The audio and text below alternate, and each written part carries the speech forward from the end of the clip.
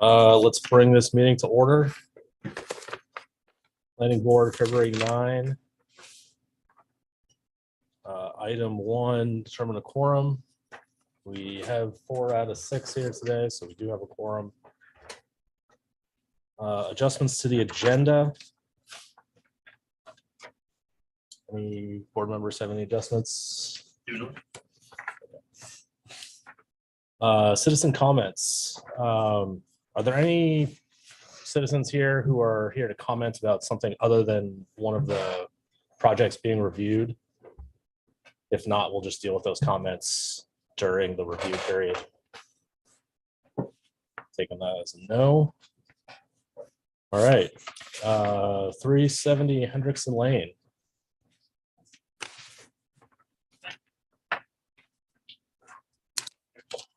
Sure. So, yeah, we're just looking to put a camp, no power camp, free season on a property on 370 Hendrickson Lane. Yeah, what- It has been a year since we presented the project, hasn't it? Yeah. Has I think it was been like about a year? October. It has been a November. while, yeah. Yeah. Yeah, 32 feet wide, 24 feet deep, we'll have a front porch 12-foot deep covered. It looks very thorough. What I didn't notice was tell me about the gray water plan. You're getting an engineered Yeah, plan. if and- we were to even have any sort of gray water, it would be engineered. Other than So is that part, you have to have that done before you get a building permit, or how does that work, Max? Water system. Yeah, if it can't have a gray water system, we just wouldn't have anything that drains. You know, Well, it's just a camp. It's not. Yeah. Happy. It's not like trying to live there. It's right. we're fine. So if it can't have one, meaning in terms of a soils test or something, or we don't have room for one? or- Yeah, but there is a spot where if we do have a right of way across the road where we could put a septic. It's not really, it's just a camp. So I don't know if we would go that route. We're just. Okay. You had mentioned it as part of your package, so, Yes, there's a, for septic use, there's, yeah, no, I saw that, yeah. yeah, an Enviro Loop, it's a super fancy self-contained system.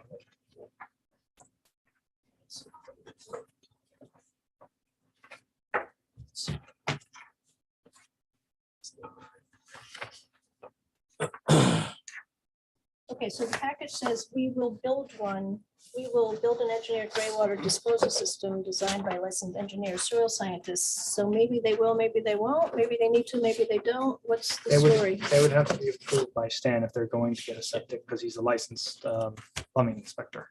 Yeah. So, and that mostly. If it's acceptable, yes. Okay, but they can build even without one. Is that what you're saying? This is a low impact project? That they would be allowed to have the Envirolu or No, build I'm without not having a concerned holding about the tank. fire loom. I'm concerned about like dishwashing. I mean, they're pretty close to the water, pretty Right. close to the high, surrounded on 3 sides by water. Yeah. Gray water and, washing and showering and all the stuff that people do. Seems concerned about that with the state or, But we wouldn't have a shower if it was, it would just be, up Go in swimming? water into a bucket of, Yeah. nothing.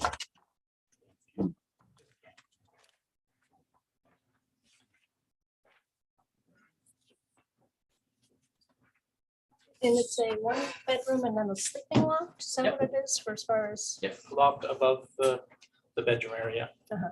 In the wall. So if it would be all right with the planning board just for tonight's meeting, since this is a rather unique application, we'd go through the procedural items first as usual, but perhaps move to what would be section 11.7.8, which is the special exceptions. Those have to be verified so that a single family dwelling would be allowed there.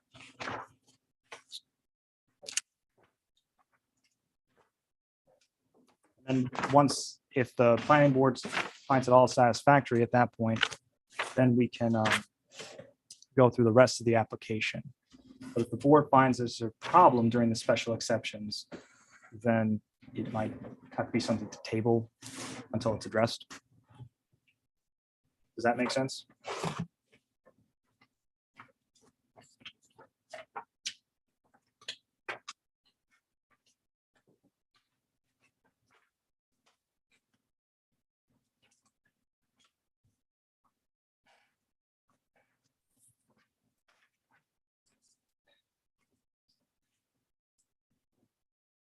So just to explain it for at least the audience members, for this case, it's located in the resource protection zone, which does allow 1 and 2 family residential buildings with planning board approval. However, it has to be, the structures may be allowed by special exception only according to the provisions of Article 11, Section 11.7.8. And that's the section that I just referenced. This can be found in Article 6 on pages 6-16 and 6-17. Then the special exceptions can be found on page 11-22. So my suggestion is we'll go through the procedural items first, conflict of interest, standing, whether it's complete, and the findings of fact.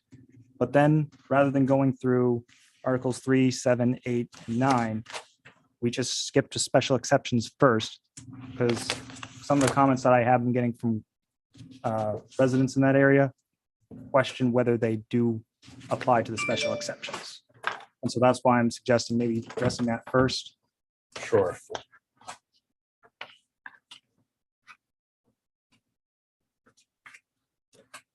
That makes sense to me. Does anyone else on the board have an issue with that?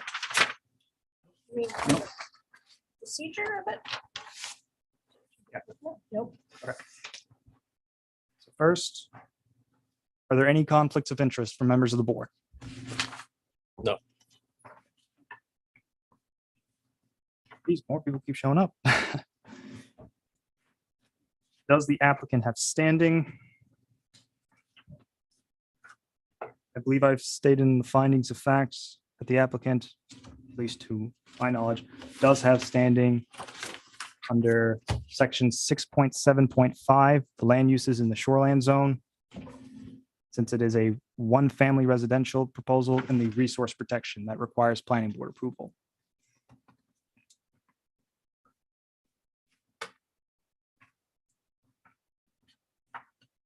Is there a motion to accept the standing? I'll move to accept the standing. I'll second. Brendan made the motion. Mark made the second. Any discussion? All those in favor? Okay. Then I'll go through the findings of facts.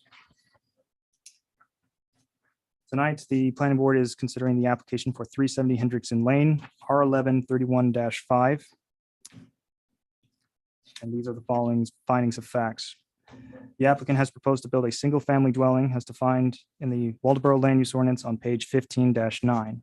Planning board is authorized to review this application under section 6.7.5 for 1 and 2 family residential structures in the resource protection zone. The applicants / owners are Michael and Carrie Johnson.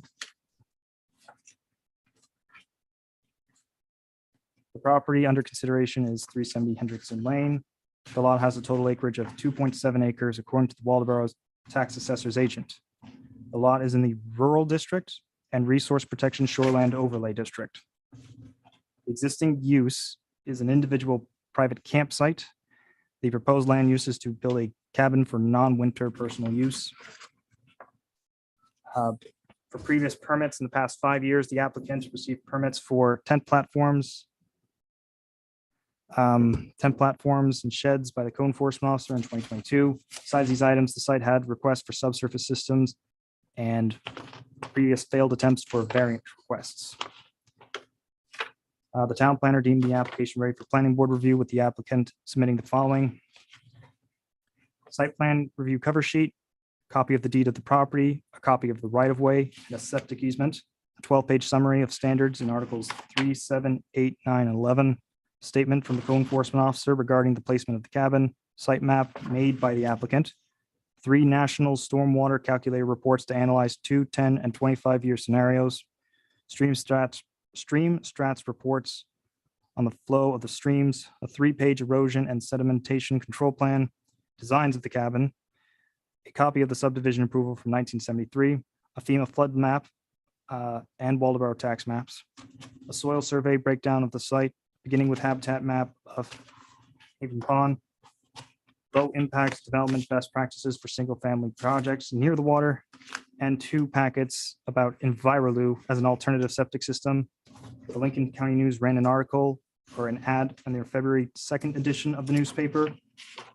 And I sent out mailed notices on January 31st to owners of properties that directly abut the borders of the property, as well as those who benefit from Hendrickson Lane, since this is a privately maintained road. And you all have received some public comments prior for people who were unable to attend the meeting.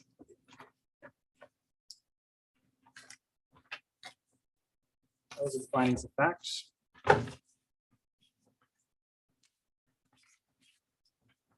So rather than doing the application is complete right now, we would just skip ahead, as I said, to section 11.7.8, special exceptions for review.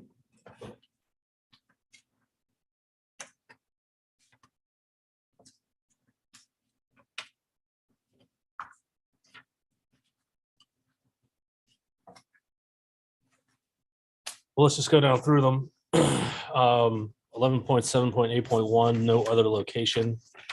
There's no other location on the property other than a location within the resource protection district where the structure can be built. Is that the case? Yes, the code enforcement came out, measured, and showed us where it was going.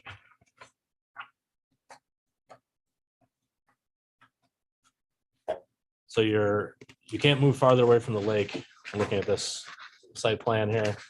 You can't move farther away from the shoreline because of the flood zone. Does that make sense? Yeah. Okay. And then your wetlands are keeping you away from it as well. And if you look at the FEMA map, it's pretty amazing as far as where you can put it. Mhm. Okay.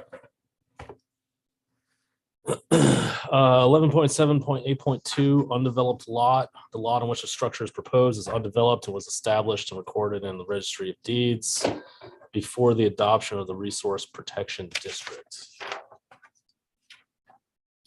Yeah, Is it was that the case? 1974 when it was subdivided. Yeah, it has never been developed otherwise.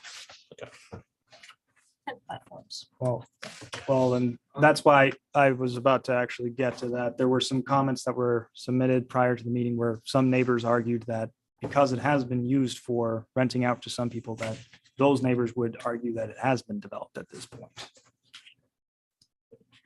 Is that what you were? That's, yes. Johnson's have an ecotourism operation. It's a tent site under the tenter. It's used quite heavily in the summertime. And there's infrastructure for washing dishes and the like, and the toilet, etc. I wonder if that has any bearing on the site being undeveloped. It has been developed as commercially used at present. Water is a water pump from the lake, and the toilet is everything's removed. It's a bag. It's like NASA uses. Everything is taken away. So once you build the cabin, there won't be There'll be the no more frequent renting. turnover Never. of people coming and going. Nope, just for us, because it was a pain. It's a good question. Yeah.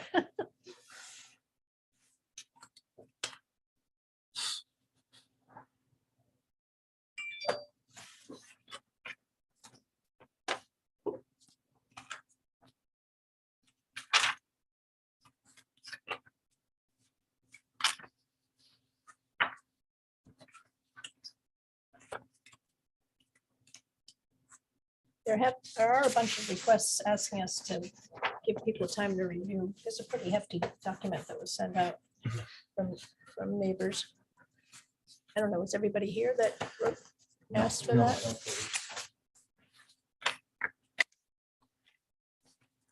It's an interesting question. I'm looking at the definition of development. There is no definition of development. is there? Yes, there There is. is, okay. Have to ponder that one for a minute. The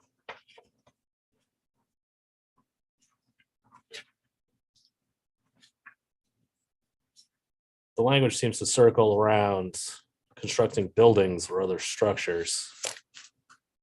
And I'm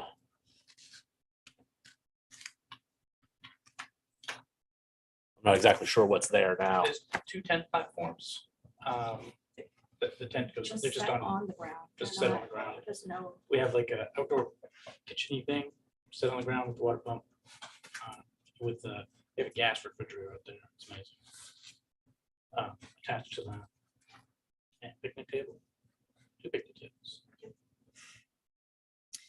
So there's no reason why you can't use the site that way. Anyway. With tents and temporary platforms and. Right? Would there be any reason someone couldn't tent within 100 feet of a waterway?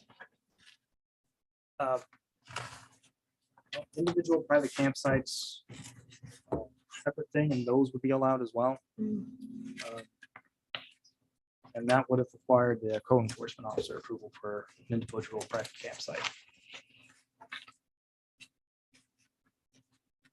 Is there a 100-foot setback requirement for the tent platforms? Yes. Anything that's built in that area should be 100 feet away. Because the kitchen facilities are right on the pond. Yeah, it's probably 30 feet. It's not 100 feet. But for it's like a kitchen cabinet that's long, probably 8 feet long. Right, I'm just saying what the setbacks would be for Right. structures. And this structure will be on the, apparently, where the larger tent platform is now. It'd be behind it, Behind even it, further. further back. even further away. So a lot of that stuff that was outside and around is all going to be within the cabin That now. we'll actually get rid of all that. Except for the picnic tables. obviously.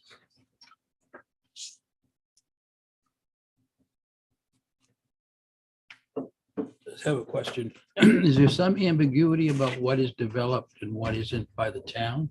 I mean, what is the actual, That's what Brendan was just looking up. what, Brandon, what does that language indicate? I mean, is it nebulous or you could just read it? Maybe I get a better sense of.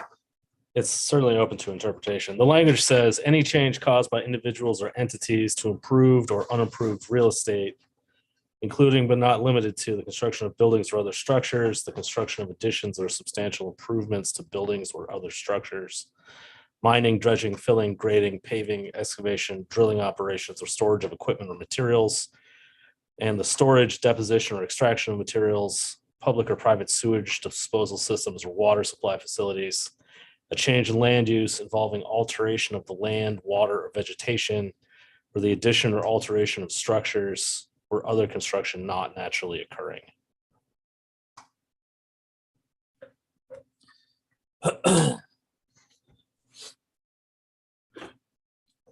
That's why I say some of the comments that we got from people in the, from people, abutters and people who are on that road are arguing it's had a campsite, Right.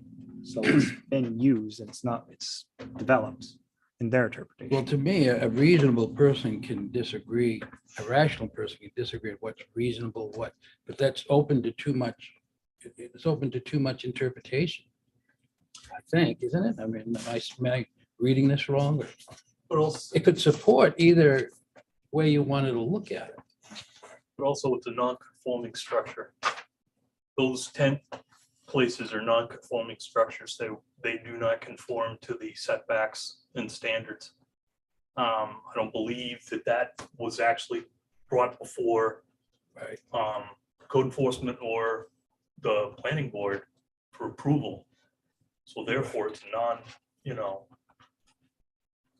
it's not a structure that's been approved and we knew about, so I raised. I have a question on where do we stand if it's a non-conforming structure? Max, a few minutes ago, didn't you say that there was a permit issued to put the tent platforms in there? Yeah, and I could go get the file if we want. Yes, yeah, it was after we put them in, and so we put them in, they came, so we paid for the permit, and then decided to Okay. just rip them out. Yeah, Is that what you meant by saying that they're non-conforming? Yeah, If they were if- built if- with no permit? Yeah, if it was Okay. built without a permit, it's a non-conforming structure. Okay. Does the commercial use have any bearing on this? We're talking about a single-family house that the Johnsons will not be renting out. But yet, the use of the property is greater than would be for a single family. So just a question I have, I don't know if you all can decide on that this evening, maybe you need to take a look at it. So just looking at the same matrix, 6.7.5 under page 6-16, a commercial use of the site. It's interesting. Commercial uses would be acceptable, otherwise listed in the table for that area in their respective districts. So, sorry. So it's something we would have to talk about more with maybe the attorney, but I personally see it as might not be allowed as a commercial use. But that's a different question. If the goal was to remove that commercial aspect and only have the single family house cabin, then it kind of solves the problem right there. And that would have to be a condition of approval that it's not going to be rented out. it's not. That's not what we want. Yeah, my question really has to do with a developed site already. Right. I can understand there's some discussion about that. Considering that there's nothing that I would call permanent construction on the site, I feel like it's kind of a stretch to call it developed. Me too. I would just think based upon, and this was voluminous, I mean, there's a lot of stuff to go through. I just think, and obviously abutters have some issues. I think it's reasonable to maybe table it possibly and just take another look at this and figure out really what all the moving parts are. Would that hurt you? If it was, knew about it. well, no, I'm just, no, I just, We're putting in our I hands. just want to, there's just a lot of moving parts. Well, the amount of information from neighbors makes me want to read through Yeah. it again, you know what I mean? We always like to make sure everybody ends up happy, if that's possible, but I the, usually lots of work with that one. what percentage of the time does that happen? But in terms of the neighbors, I mean, assuming you're a neighbor, I mean, I would think that going to a single family home is going to end up making everybody happier, less traffic, less, you're going to know who's coming in and out of the road and all that kind of stuff. Seems like in terms of general direction, it's and having a proper kind of toilet and all that kind of stuff. It's like, that's all positive. So, but I actually wouldn't mind a little bit more time on this one. What do you think? Do you need it? I haven't had a chance to go through the comments from the abutters. There seems to be quite a few of them. Everybody It named would be- Hendrickson? I don't know. Can we go over the rest of the special Yeah, exceptions? absolutely. That's, Okay. That list? yeah. Sure. Next was 11.7.8.3. Right, location of improvements. So 8.3.1, located on slope of less than 20%, probably the case. Floodplain, located outside of the floodway of the 100-year floodplain along rivers and artificially formed great ponds.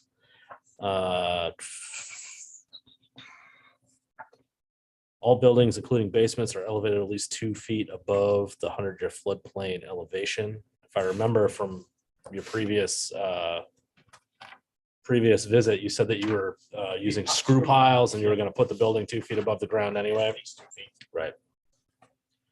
Okay, Regarding the floodplain, I don't know, the FEMA data layer is not, there's, well, the site map, I've got questions about that, or the neighbors have questions about that. There's no scale in the map.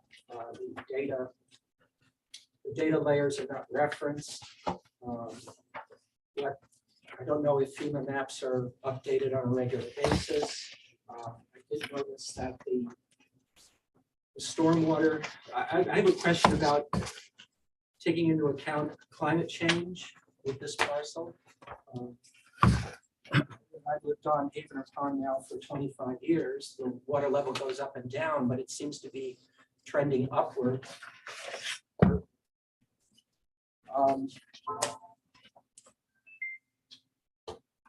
I just, with the US EPA is calling for increased rainfall, I can imagine that. I just question the wetland, the flood zone layer of the map, how that might be affected by climate change. And I noticed that the stormwater calculator does have a climate change scenario.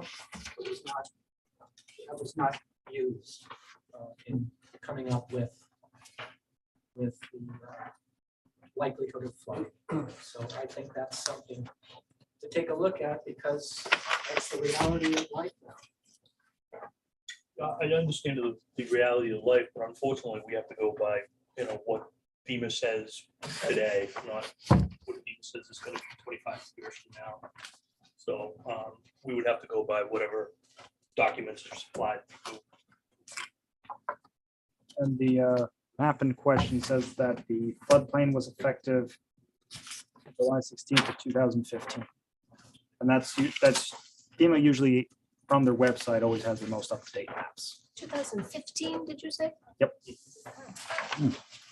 they don't update them very often. No. Isn't there a difference between a floodplain and in terms of vegetation, certain wetland vegetation defining freshwater wetland habitat?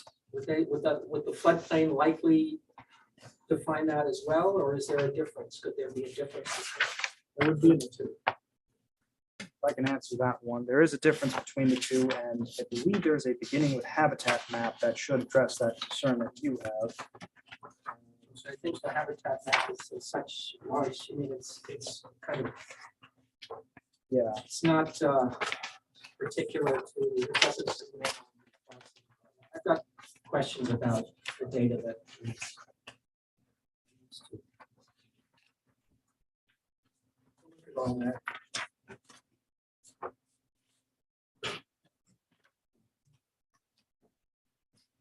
I wasn't here for your first presentation, so but this spot is the only place you can build on this property.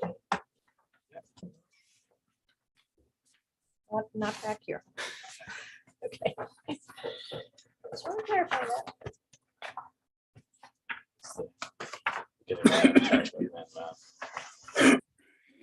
Well, it's something to look at. I would hope you would want to look at that a little more closely, just to be sure. How many other sites on this road would that information affect that are not built on? I would say not likely to be built on. I mean, I think this is the only parcel. It's an odd parcel, as you'll hear. And I think all the few cottages that are on Havener Pond are set back quite far from the pond edge and wetlands, and they're higher above them. So this one is really a low spot. What do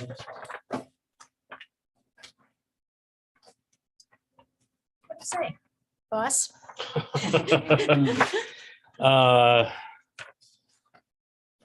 Yeah, I Well, we should I go through the don't rest of think the that I list. have a copy of the map in the packet that I have. the beginning with habitat map. At the beginning with that habitat map, unless I can't tell what it is. Yep. Let's show me that again. mark that. Should be close to the end before they get to their performance standards for smaller projects. So this is as far in as you can zoom in on this. That's what they provide for PDF. I can go as close as need be. Yeah. I mean, you're obviously close to the wetland line. It would be nice to be able to clearly see that, you know, you're not in that I area. would think it would also need to be ground. truth. Somebody should look at it. I mean, Stan's been out there, so we can Yeah. find out from Stan. Code enforcement. Yeah. Are you talking about having a surveyor come out and plot the location of the wetland? Is that what you said? This, Is that well, what ground you're gonna truth means? when you get to setback, this is not the first proposal for this site. And the planning board has dealt with this, with the development on this parcel at least twice. The last time was in 2014, and I think before that it was in 89. 1989. So, and in both those cases, variances were requested because they could not site a structure 100 feet back from the pond or from wetlands. And I wonder how the Johnsons figure they can do that, and the information provided, the site plan provided, really doesn't have enough detail there to make a decision on that. I think you really do need to look at whether or not you can get the structure they're talking about 100 feet from wetlands and the pond edge. So, the last time Nick, the person we purchased, he wanted it closer to the pond, so he asked for variance of 60 feet. That's just because that's where he wanted it. Which would make sense. You would have to have a variance if you wanted to go against the shoreline zone. We just want to follow whatever rule we have to follow. to make it happen. Max, is that correct that you need 100-foot setback from the edge of the wetland? From the wetland or from the high water mark? From the wetland? Yeah, No, I'm asking specifically about his point about the wetland. that I'd have to check. What is your name, by the way? John. John. Okay. Yeah, I think I copied John's I think I printed John's comments for everyone. Yep. I guess that'll be.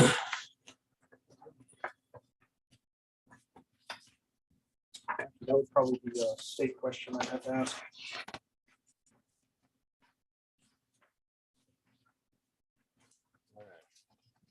Should we continue going? through Yeah, this I was just list going to say and then- that. I think we're on 11.7.8.4 square footage. I just pulled my phone out while we were talking and did a calculation on square footage. It is under 1,500 square feet.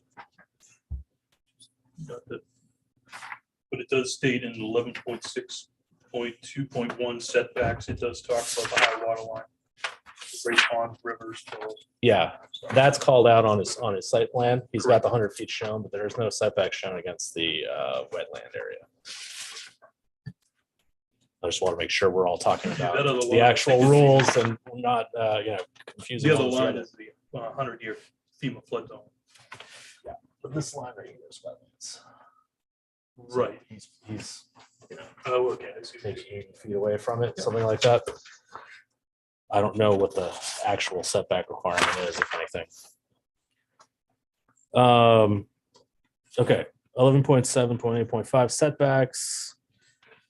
Oh, that answers my question right there. All structures except functionally water dependent structures are set back from a normal high water line or upland edge of a wetland to the greatest practical extent, but not less than 100 feet horizontal distance. So it doesn't address the 100-year flood, it addresses the wetlands. Correct, yeah. You don't have to have a setback from the 100-year flood line. Correct. Greatest practical extent obviously leaves some ambiguity there. The next sentence here, it says, in determining the greatest practical extent, planning board shall consider depth of the lot, slope of the land, potential for soil erosion, type and amount of vegetation to be removed, the proposed building site's elevation in regard to the floodplain and its proximity to moderate and high value wetlands. So it would be great to get some better information on what your actual distance from those wetlands are. I don't know how to identify the value of the wetlands. I think I'll talk with the DEP and beginning with Habitat as well. They'll probably help answer that question. All right. That's the end of the special exceptions paragraph. We clearly have some more information to sort out. Just to recap, going through here, the setback is really the only issue there. I think on the undeveloped lot, it's an interesting question. If there's no permanent construction, it's sort of hard to say that it's a developed lot, in my opinion. So the setbacks are really the thing that we need to get a little more clarity on in there. That would be ideal. Anybody else have any comments on the special exceptions section before we move on? Do we want to go through the rest of this and find any other problems with the application? Or do we want to just table this at this point and see if we can get some of this cleared up? That's up to the planning board and the applicant. Down for it. I would prefer to go through. That way, if there are issues, he can answer those instead of having to Sure, keep coming back over and over again. Sure. We can let's do it. Okay. You don't have to stand if you don't want. Do you want to sit down, you guys? Yeah, we can get some chairs. We'll survive. Okay.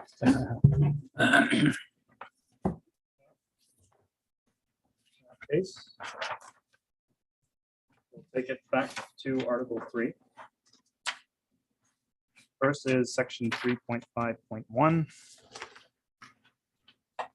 me to just give the board a minute to look it over, make sure everything's good?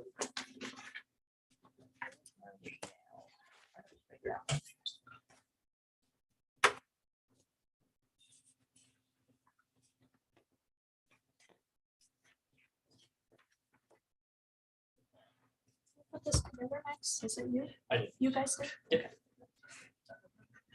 Took a really long time. Sorry about that. It's the resource protection. Yeah.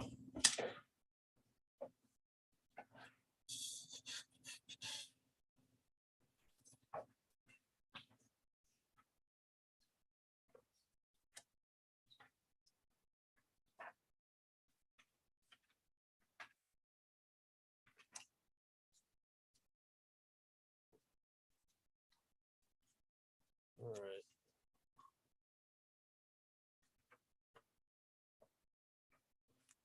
Shoreline zoning.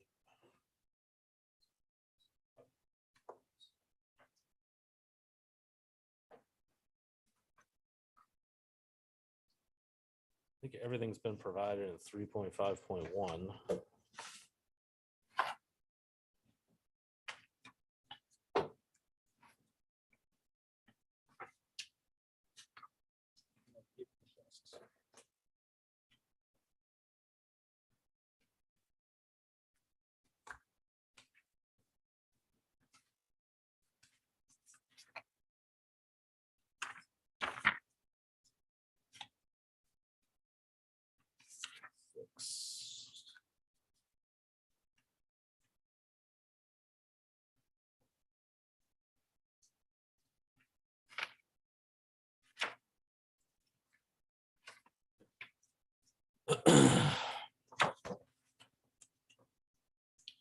I don't have any items on Article 3. It's pretty This was complete. 3.5.1 and 3.5.2. Yeah. Do you know of anything that's, There are no waivers for 3.5.1. 3.5.2, let me see.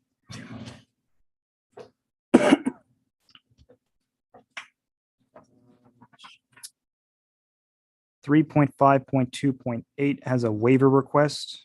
The Mhm. ordinance asks that a site map would be prepared and sealed by a professional and general architect. The request is to waive it since the property tax map, FEMA map, and habitat map are being provided with a satellite imagery map. Which I think was also one of the points that was raised earlier.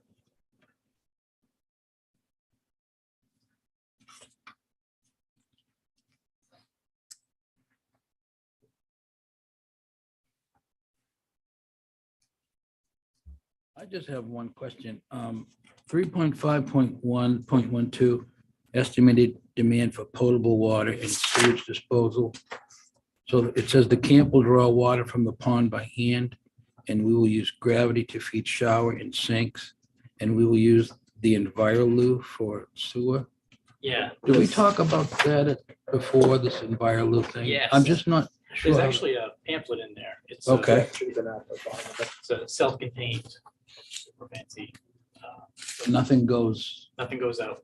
It actually uses the sun to heat up and create a draft to evaporate and turn it to an ash, I see. not a compost. Okay. Super cool, yeah. Yeah. It's like Bill Gates stuff.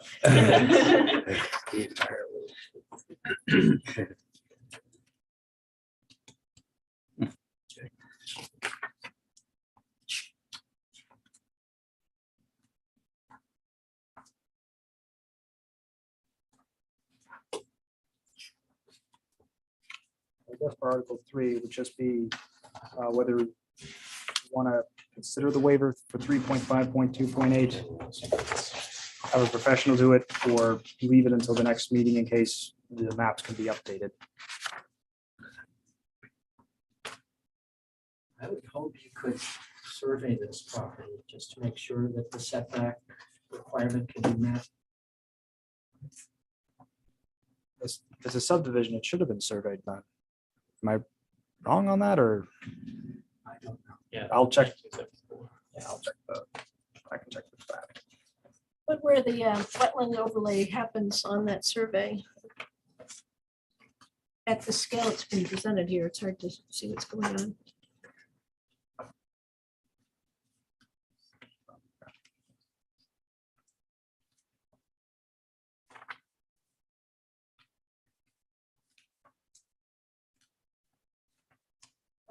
Regarding 3.5.2.8 on the site map. I imagine this is something that gets waived pretty frequently. Not every house that gets built in the town of Waldeboro is designed by an architect and stamped by an engineer, correct? But it's a shoehorn site. Yes, it is. And on a pond and surrounded by wetlands on both sides. What does that cost these days? A lot. I know. Yes. I know. I actually do graphic art. Everything is overlaid using the digital imagery from the satellites. It's all, that's what I do. Mhm. Up to date as far as their maps are up to date. Mhm. That's why I say you could act on it tonight, or we can see if the improved map could be done by the applicants by next meeting.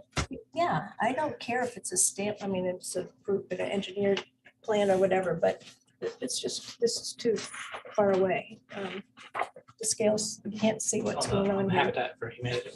Yeah, and wetlands and the fact that the map that you have got is it's graphic, but I'd like to see it on real water, you know? Maybe you can do a combination and we can really see where it sits on the, Can do. yeah, good. Have some fun with it. Is that okay? That's fine with Request me, that? yeah. Just a little bit more information would help. Yeah, and do show the setback from the wetland. Yep. On your updated map. Okay. Now Stan went out there and with his tape and measured something, right? Yep. And that's what you've got on your. Yeah, that's exactly plan where that's- he showed us. put it. And there's, so we're moving on to Article 7. General performances. I think it is not much. Do you have pins on your property? Stakes? No, it's to trees. It's to trees. 74.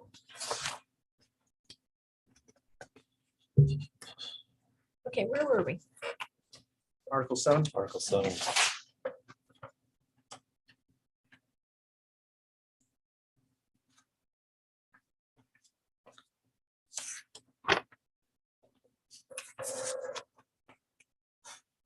Why don't we talk about 7.9, the sanitary provisions? The EnviroLoo is certainly an interesting solution for this. It seems to sort of fit into a no man's land in our current laws. It's a closed system, is that correct?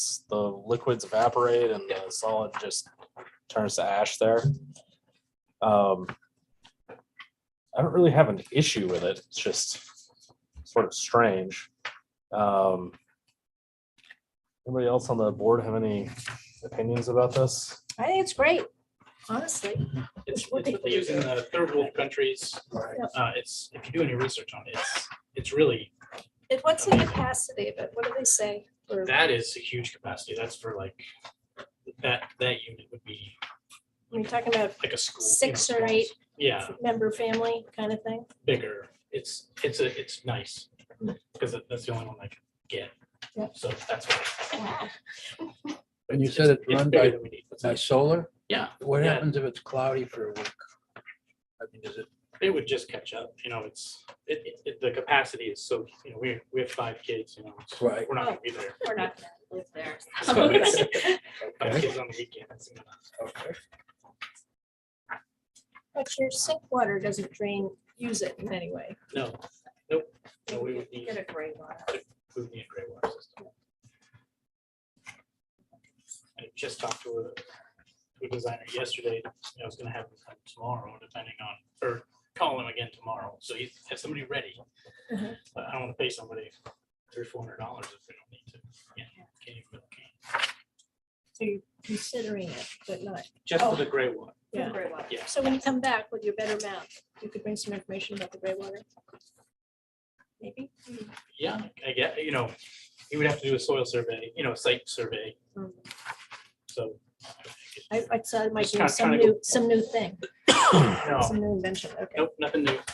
It'd just be a low pressure, because it's not a pressurized system. What do they call it? Primitive drain water. Is what they call it.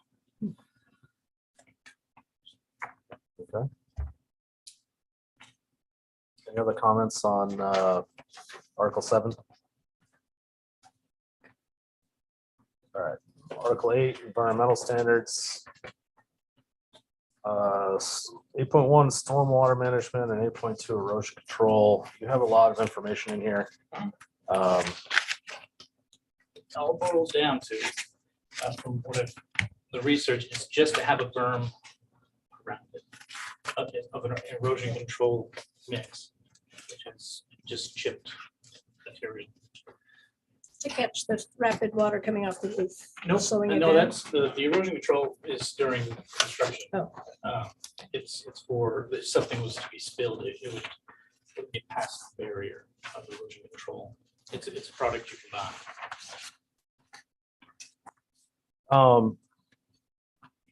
The spill prevention, spill cleanup is, to me, the most important part of your erosion control plan. Because you're not really doing much disturbing the earth. You're boring some holes or running helical piles or whatever you're doing. So you're not really disturbing a lot of soil, but you're certainly going to be running equipment in there and have dump trucks in there. Because, we have our gator, that's it.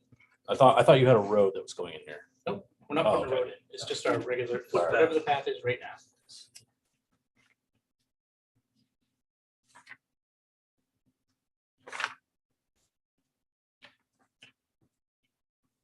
Yeah, you definitely need to have spill cleanup materials on site as part of your spill prevention program. pig mats and oil dry and stuff like that. Blow a hydraulic line on something while you're running a piece of equipment in there. Yeah, the only thing, I mean, everything's battery powered now, you know, if, You can drive a helical pile with a battery. no, you should see the ones we got, because we already bought it all. But you actually drive it with itself. But you just walk around it. Yeah, it's amazing. Yeah, so there won't be any more Alright. equipment in Gonna borrow my Okay. donkey. there. Yeah, well, I got 5 kids, so I'll just. Bring some Take friends. turns. Yeah. Wow. Well, as far as construction impacts go, it's pretty light. The stormwater stuff, it looks like you used something that I'm not familiar with, which is the low impact design guidelines. Do I have that correct? Smaller projects? Yeah. Performance for smaller projects? Yeah. It's basically keep your, you know, the FEMA map comes around, just keep your, if you're to have a generator, keep it out of that. Mhm.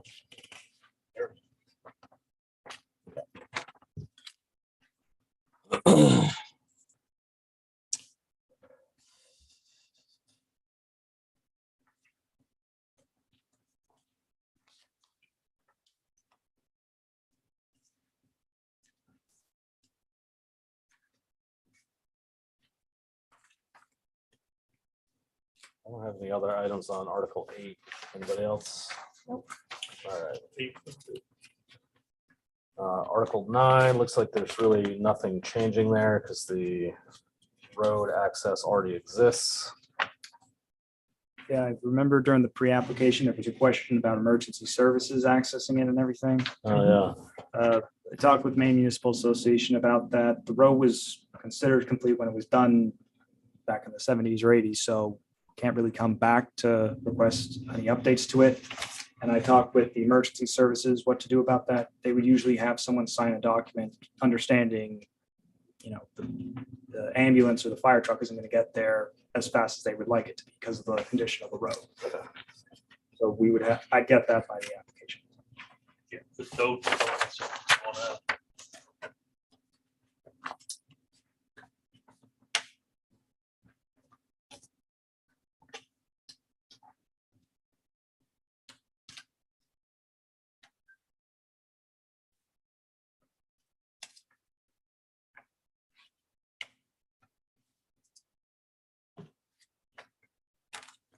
all right.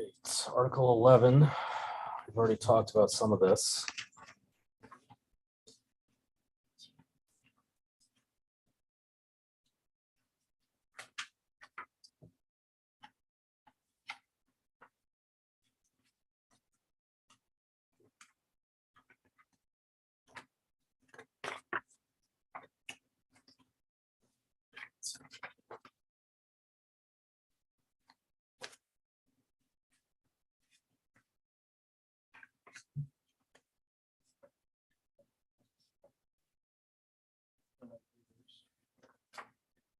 Everything else does not apply.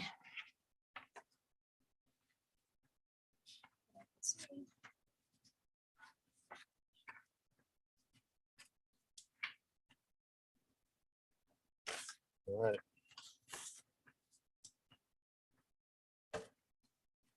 We've already run through everything that's objectionable in Article 11.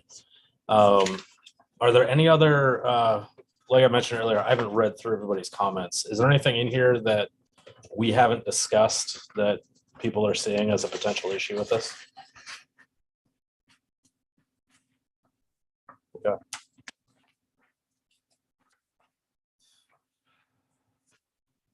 So if there's nothing else, should we move to table this? Table it until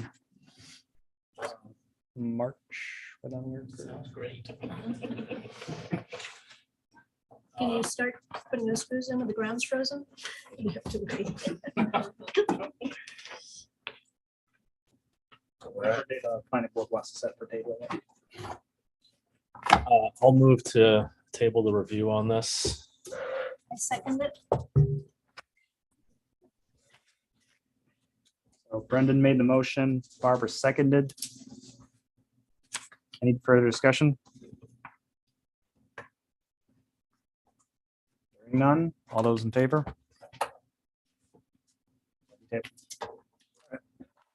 So see you next Thank time. you. Thanks. Thank you. Yeah, And I'll email you about Paul. okay, thank you.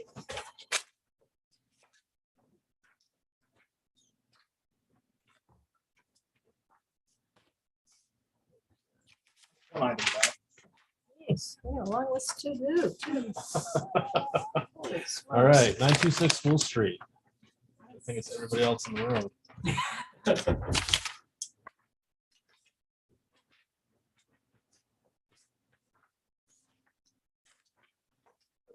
Good.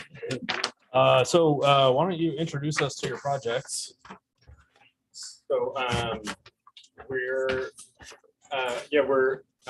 we recently purchased 926 Main Street, which was most recently used as a single family house. Before that, it was used as a tavern and an inn until the late 1960s. We're interested in operating it as a bed and breakfast with an attached wine bar. And yeah, that's the short. I got a question. for Yeah. you. I think it's, first of all, I think it's a fabulous idea. Great. So for bed and breakfast, you have 3 and then you go to 8 people. Is that the plan? If you have a wine bar and so forth, will that be just for the guests or will the public be allowed? You know, you'd have to get obviously a beverage, Yep. license. So that's the plan. So if I wanted to go in and have a glass of Stella Artois, I could. We would love to have you. Yeah. So Take the- his order. Just- a couple of things.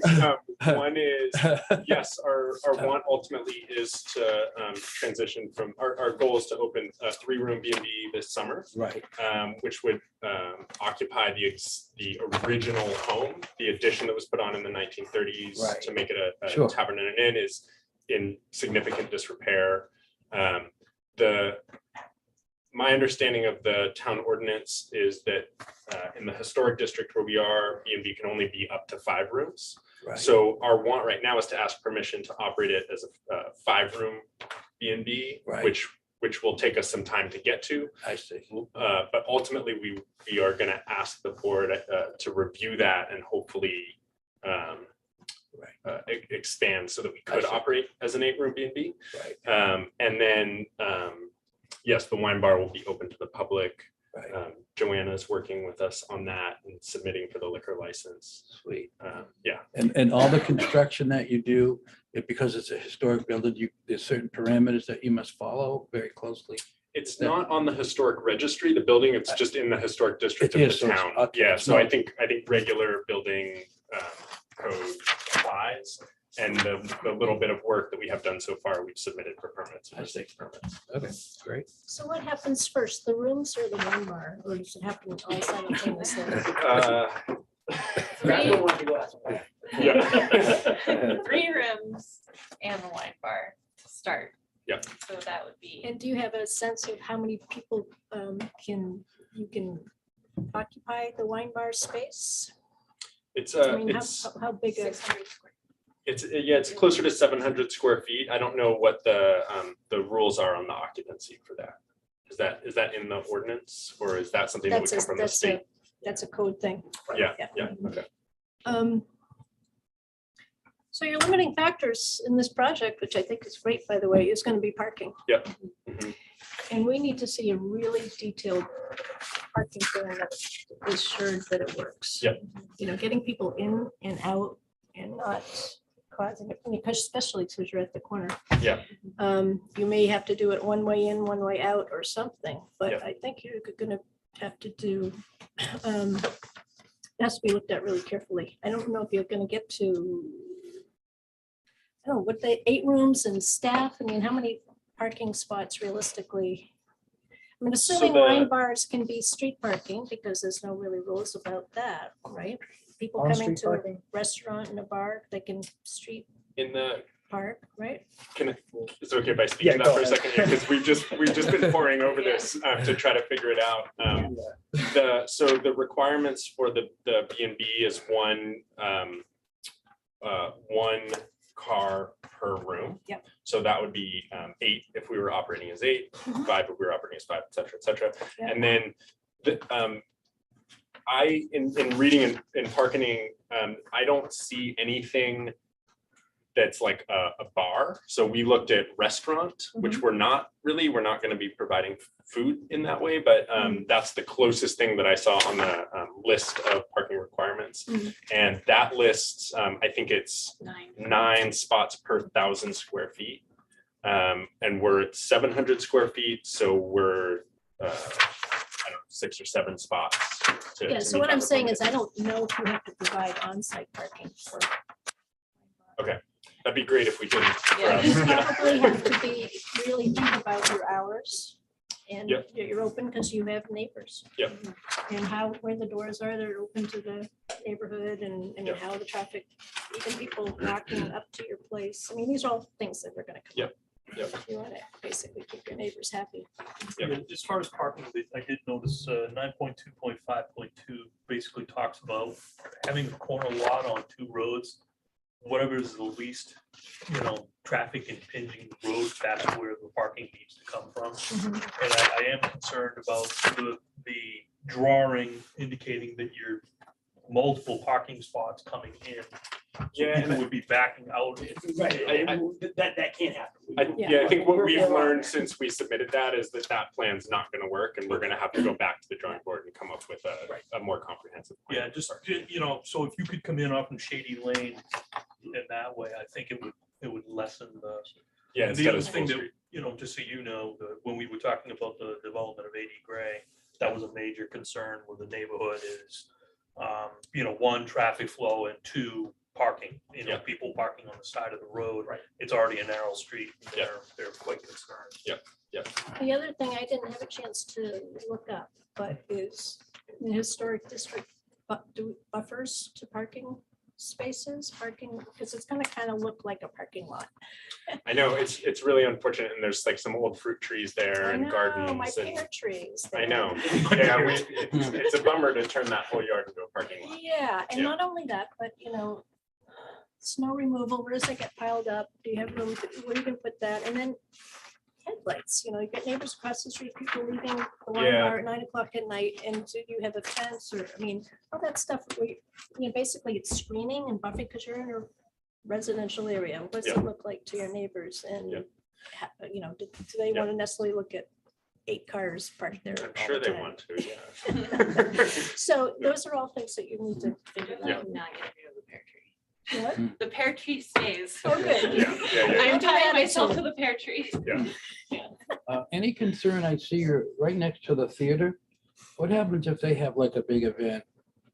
I mean, any traffic or people concerned about that? I mean, that'd be a lot of bodies. I don't think it's a concern for us. I mean, I think that we have to work out our own needs around parking. Sure. And assuming that we do that, I mean, we're really excited to be next door to the theater. Right. And to sort of be in collaboration with them about. And there's a church across the street. I mean, they have something going on. There's lots of people around. Yeah. Yeah, I mean, at the end of the day, it's a property on Main Street in a downtown area, and so it doesn't. And we have residential neighbors, so I think we have to find a balance of meeting the wants and needs of those residential neighbors, and we're in a commercial downtown Main Street setting. A balance there.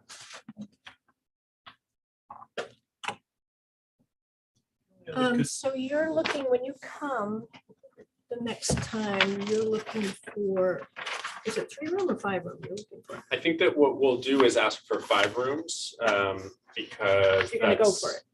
Yeah, since that's the extent of what it seems like we're allowed right now, Mhm. and it might take us some time to get to operating there. Mhm. But that's what we will be requesting is 5 rooms. Yeah. And You're aware that will require a sprinkler Yep. installation. Yeah, and we're working with Chuck, who's gonna help us meet all of those fire safety requirements. And yeah, excellent. So just so you know, I mean, when the, what are they called? The Madomic Variety on the corner, when they came in front of the board, the whole neighborhood was very, at one point, there was going to be a bar down below. And right, the whole neighborhood, right. a lot of people turned out because there was Where was going to be a this? bar. It's on the Main Street and Route 32. Oh, yeah. Okay. You know, where you can get pizza. Yeah, yeah, yeah. Ruby's.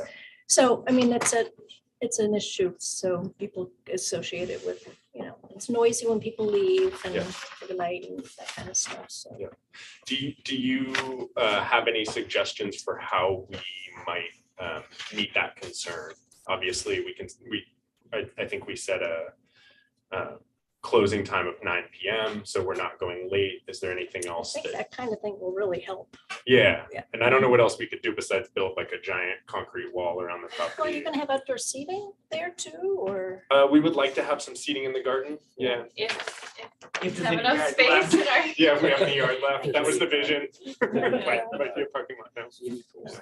Is there still an existing fence there? It used to be a white fence. There is, it's a low fence, Pretty yeah. low. We'll be putting up a fence. You are. Yeah, Yeah. because I've been concerned about the neighbor across the street of Shady as well, Mhm. and putting up a fence will help. It's gonna And- make it and- hard to snowplow, but you know. Yeah. To deal with Guess that. I'll shovel. And then Yeah. so there are 2 existing curb cuts on that property. I'll just see how it works into your plan. Are you gonna draw a site plan? Yes. Is that what you're doing? Okay, great. And it will get figured out. Yeah. And then on nighttime lighting, you know, down lighting, and you want people to be able to come and go safely, but you don't want it to be. We also don't want to light the place up too much. Yeah. Yeah. Yeah, I don't know. I haven't noticed at night it being particularly dark. There's so much street lighting. We'll just have Yeah. probably downward facing lighting towards all the entrance and exits. Mhm. Yeah. So the front door, when people come to the inn, they come in the kitchen? They come through the kitchen. Yeah, so there's a mud room. Yeah, no, it's interesting. I don't have any more questions, do you? I don't either. So it sounds like parking is the real concern to address and Well, you've And you've noise. got all the rest of your code issues that you have to deal with, but then they're not our purview. But, yeah, yeah. you know, make it safe. for Yeah. people. Great. Yeah. Thank you. You're welcome. Good luck, Yeah. good luck. I was Great about to idea. say, does the board want to take comments or anything from the Yeah, audience? that was exactly what I was gonna say. I mean, I know there's like There's obviously a lot of people here. who are I know there's like interested 2 in people projects. here, so probably they don't want to talk. Are there any comments that anyone would like to make about this project? Hi, Mark Oliver, 68 School Street. I think the wine thing and the B&B is great. My only concern is the off-street parking. You have a problem right now when you have a function at the theater, you park on School Street. If somebody parks on the other side, you can't get an emergency vehicle. That's the biggest concern. I mean, if they park on both sides of the You got street. it, and they do it. Yeah. And you can't get an emergency vehicle up there. Yeah. So if we need an ambulance up there, they try to get up School Street, off of Main Street, they're not making it. Have you brought it up to the town office? We brought it up before. We brought it up out 80 Gray. Yeah, I live right from 80 Gray. Yeah. You know, we tried to fight that, we couldn't fight that. Yeah. That's our only concern. Mhm. Sometimes when you're making that corner, coming from the post office in the wintertime, if that road is icy, there's people parked over there. Sometimes you slide, you're gonna slide, Yeah. you know, slide into them. We were talking about this issue regarding the 80 Gray project at the last meeting. And we were batting around some ideas about making it no parking on one side of the street. I think that's a great idea, I really did. Yeah, that's, I think it would really help. No parking. if I remember correctly, when we gonna, or you were gonna talk to Public Works Director about that? Yeah. Yep. Yeah, It's on this list. it was one thing that did come up on the 80 Gray, proposal. Well, I remember when they used to have the functions for Waldeboro Day. Yep. I mean, the town used to put up signs on both sides of the Yep. street. And when they didn't do that, when I first bought my house, I've been there 8 years now. And they used to have the function at the fire department put on for Halloween. They would park on either side of that street. You couldn't get a car up the street, up the middle of the street. It was ridiculous. We finally went to the fire chief, and he's the one who decided to do that, no parking. So it's really helped out like that. That's our only concern.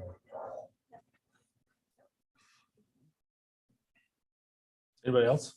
I just like, as a small businessman downtown resident, St. Paul, I think it's fantastic. I think the theater up and going now, you know, things percolating a little bit. This is exactly the kind of thing that downtown, the town in general, especially the historic village, really could use. And we also don't have any accommodations. We have a couple of accommodations, but not many. We need more, because more and more people are coming to visit establishments like the wine park. It's just terrific. Have you guys talked, I was a little bit late, so I didn't hear.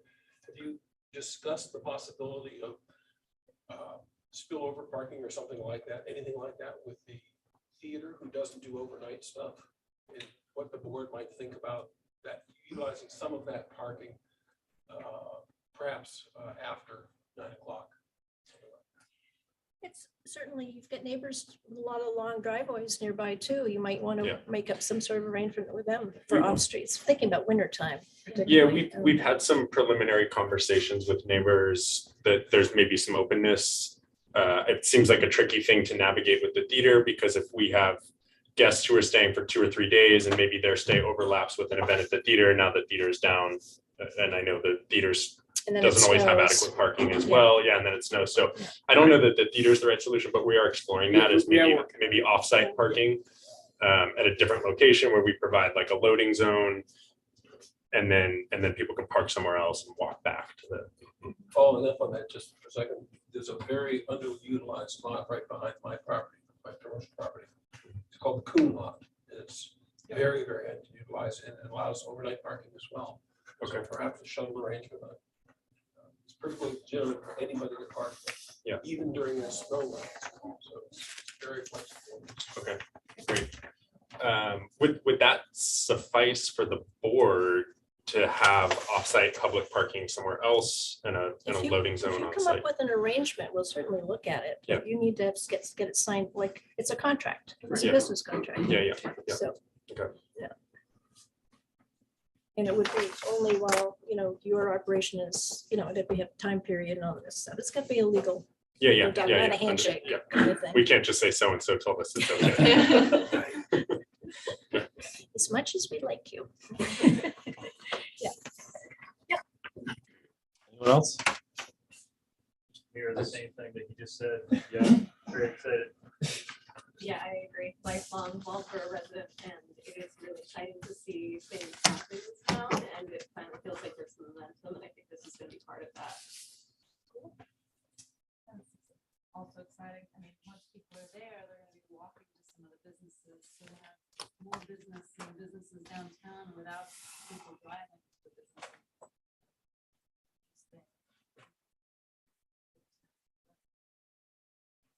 I think this, you were trying to raise your hand. I was just gonna say that the worst traffic choke in that entire area is not the theater, it's not anything else, it's the Hall Funeral. And it can go past the apartments up on Main Street, and that is the worst choke of the entire.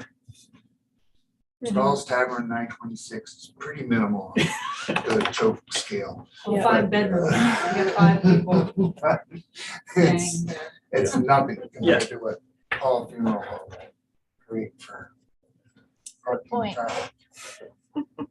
So, we're Americans, we make things work somehow slowly.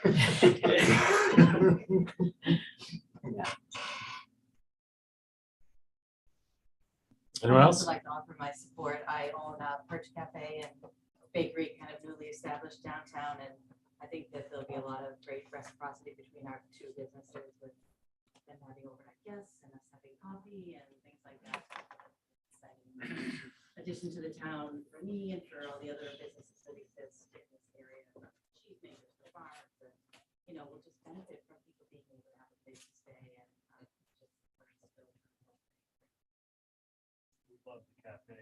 Yeah. So good. Yeah. Yeah. Well, I'm curious about the extra parking. I mean, I don't know what the parking requirements are for the Narrows and for Perch and for the Hall and all these other folks that have a lot more draw than a 5-bedroom. in- Downtown business is sort of different than Okay. historic village. Unfortunately, downtown so- businesses don't have to require parking. Right, exactly. So, You're like Yeah. 2 houses away from downtown. Yeah. We can move the house. and the tree in front, I really hope Oh, we that won't tree get in any front trees. stays. Which one, the magnolia? No, Oh, that the comes one off the that- front porch. the scary one. Yeah. I love that tree. Yeah. We're, What We don't kind want is to it? cut down. we don't want to cut anything. down any trees, and that's the hard part of the Yeah. parking is it's gonna have to be on the back, and there's fruit trees back there, and there's big trees back there, and there's historic gardens on that property that we're trying to figure out how to take care of, and we realize we have to provide parking in some way, so we're trying to find that sweet spot. Yeah, because it really is a But we're working on it. yeah, Yeah. it's a part of the charm of the property to us as a business, but it's also like every neighbor that stops by, everybody that we talk to is like, do you know the gardens that are here? And Yeah. they all have this really personal connection to them that Yeah. it would be a shame to just Yeah. scrape and turn into a parking lot. So There's a lot of retired people on that road. I Mhm. would think yeah, you yeah, could find a I think that's the reciprocal way is finding arrangement something offsite. know? Yeah. Yeah. for extra parking. Yep. Point. Benefits everybody. If there was any way to do one parking on one side of the street and not the other, I would feel that'd be less of a nuisance to the neighborhood, possibly. I don't know, pass by them, because a parking lot on the property is gonna be more congested, more headlights. Seems like it'd be more distracting to the neighborhood to have a parking lot there than to have folks on one side of the street if the neighbor. But is there winter off-street parking? I mean, there's like, Not on School Street, I think. But- Well, but you is- were under the impression. but during snow events, don't you have to move your car? That's what I thought. Yeah, you have to. In the move I your winter. think, car. I don't think you can park in the wintertime. You on can't that. park on the street in the winter. There would be some like seasonal like reasons where people could be on the street on one side. And, except for November through March, where there has to be the shuttle option. I just don't know with the amount of comments that we got with Yeah. AD Gray, the neighborhood, it really didn't go over very well. That was a major concern, was on street parking, the narrow street, and to the point where,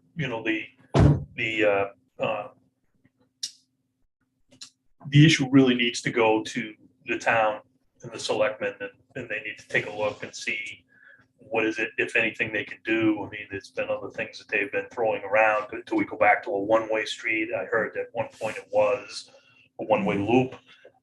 So I think there's options, but the town needs to look at the issues. So. Just Yes. just one quick comment, a personal comment. Being a Portland native and living, in this late 60s and 70s, this sounds like, a renaissance, if you will, of Waldeboro. Maybe you guys lead the way into that. That's what I'm thinking as We feel like we're well. part of something. Yeah. Right, no, I mean that seriously. Or with Yeah. along next to the theater, it's just. Mhm. I'm looking for if you're making more reproduction postcards. Oh, yeah. I Those have, are I have an fantastic. amazing collection of Great. postcards. Yeah. Even stickers for water bottles or Yeah. whatever. Yeah. We're brand new, it's gonna be lots of cards, yeah. I have one question for you guys, and I know there won't be a real answer to this, but it's a curiosity. Our request to have it considered that we could operate this as an 8-room B&B. Do you guys have any sense in this moment of if that's a possibility, or how long that process might be for you guys to kind of review that and go through that? And the reason that I ask is it creates bearing for us currently on sort of how we take steps moving forward and what we're doing with the square footage of that building as we continue to work on it. Max, where is this limitation? in the land use ordinance? So it's, Definition. yeah, it's in the definition. It's, oh, well, no wonder I didn't find it. Yeah, no, that was, this is now the third time I'm answering it. Yeah, I Today. emailed him the same question today. And I stopped in and said, Max, where is it? Yeah. To which I said, I just Found it responded by to this. chance, yeah. So, oh, okay, so 15 this is part of my confusion about this. At some point, somebody had said it's limited to 5 bedrooms in the historic village district, but it's not Yeah, it's specific not to the that historic- district. Yeah, you're right, sorry. Just Yeah. in general, Yeah. on page 15-4, bed and breakfast is defined as single-family owner-occupied dwelling in which lodging or lodging and meals are offered to guests for compensation of no more than 5 bedrooms for lodging purposes. And Is this a number picked out of a hat? I was about to say, someone might have No, just it thrown a used to dart be at the that door. Blue Sky Place had 5 bedrooms. The state Friendship requirement is allows up to 8 rooms for a bed and breakfast. And then there's parking. Yeah, I Which- mean, to which, me, right, so I mean, we would obviously have to provide 3 more parking spots then. But assuming we could do that, So it doesn't, the soonest it would ever go and get a change would be in November, right? And every time we think we're working on all these other changes, we don't get to them because, we're too freaking busy. Yeah, and that'll come up So- later tonight anyways. well, we wouldn't necessarily need to change the ordinance for this particular It would, application. it would just be changing the one definition. That's it. It would be a variance. Yeah. Would it not? Yeah. Yes. Oh, once it I heard he changed, they was. would come in for a variance, but they want to know if they can start building out in such a way that they can do the 8 rooms at some point, right? Is that what you're? yeah, your building mean, plan? yeah, for us. So there was a 20 room in, there's a lot of rooms and we are a lot of them were really small. And so the initial permit that we pulled was to do demo and make some of those rooms, 2 small rooms into 1 larger room.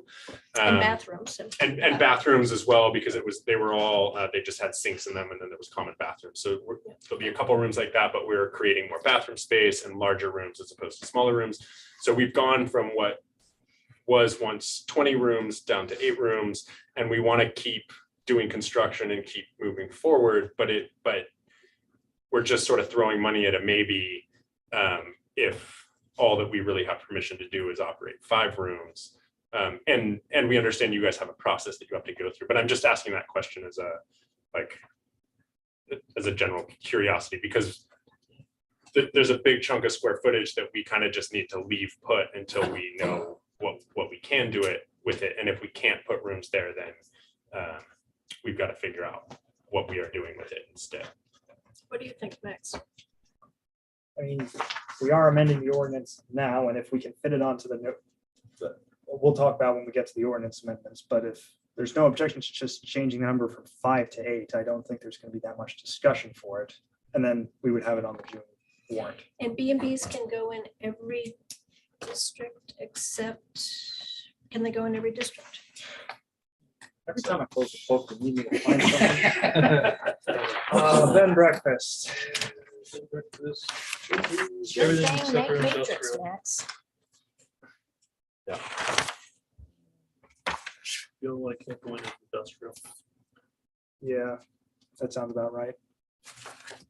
I think your limiting factor is the parking. I think that if you can make Yeah. the site design work, then I don't think that anybody's really gonna have any objection. Yeah, I'm not sure if a contract arrangement for a neighboring parking spot for the additional, I don't know. That becomes, if they've got that arrangement and got a contract, is that okay for this project? Because how long is the contract period going to be for? We could set it up so that, the approval's conditional on, maintaining a contract for having the parking. Yeah, I mean, there's no reason why we couldn't do it that way. I mean, that's not a common situation. Yeah. Not just Walter Road, but other towns. Sure, yeah. You got a question? Yeah, like I said, I'm not against them. If you go with the 8 rooms, right?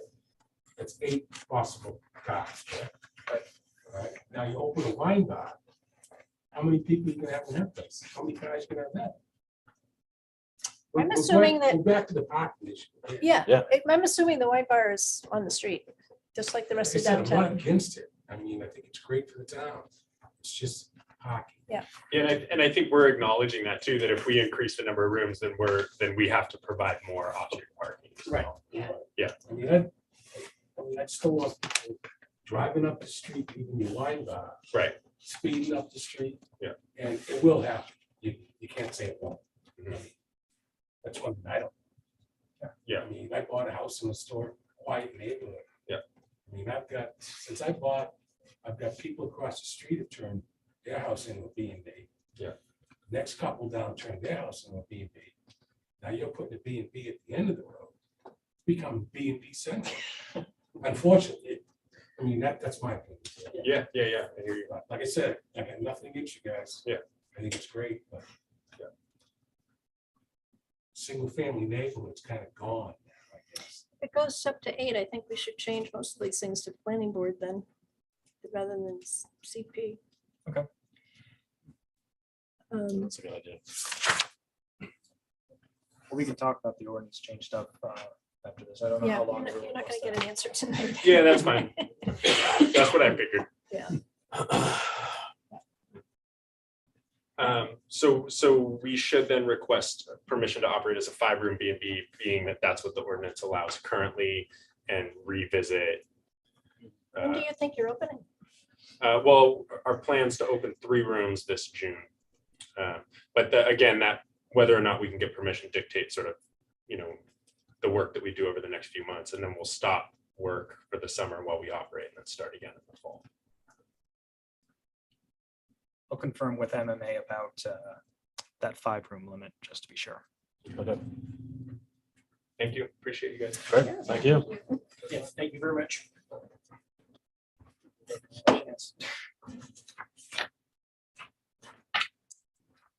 Now, Chuck, is that all of the main- aren't all of the main purpose part of it?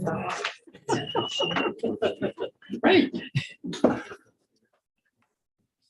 I guess, hold on a minute. Meeting minutes. What else we got?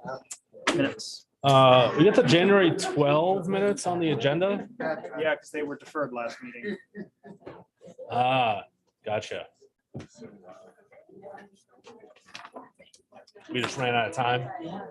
I think there was just changes that people needed. There were just some changes that people wanted some time to take. Yeah, let me go. Let me go herd the people out. And everyone, if you're now saying the rest of the meeting, it's in your chat, but just come along. You're missing the fun part. When's the next thing on the 80, Greg? The next what? Next meeting on 80, Greg? Nothing's scheduled yet. Yeah, I haven't heard anything about an application from them yet. There was something that we'll probably talk about a bit later about just a draft document that we'll send off to them about the pre-application meeting and just taking into the consideration of One design. question for you guys, is there any chance that where we are, 68 and 58, that property right there, Mhm. is there any chance that we're gonna be able to get a privacy fence? Are you, Oh. so you're the house that you go into that driveway and then Correct. take right? Yes, and Okay. Sean, who has three little boys, he lives behind me, and we both face the parking lot, and we will face the school, 58 and 68? 58 and 68, yeah. We're just wondering if there's gonna be a privacy fence. I I will, did ask about trees, planting trees along that property edge. Just something to, give us some privacy there. Yeah. I mean, we don't wanna.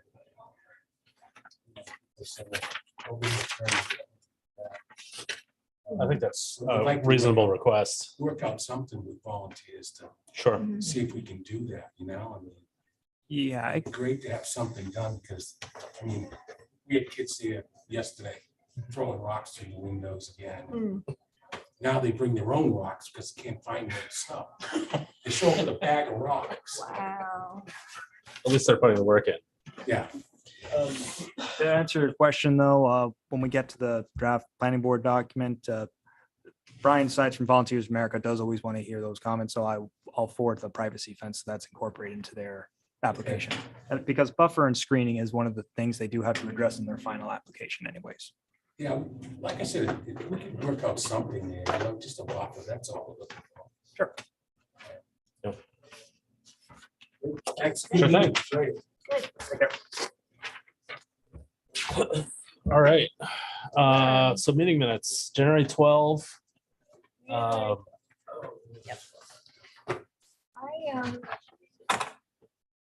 I'm fine with the minutes. I meant to write in, but I assume somebody else had.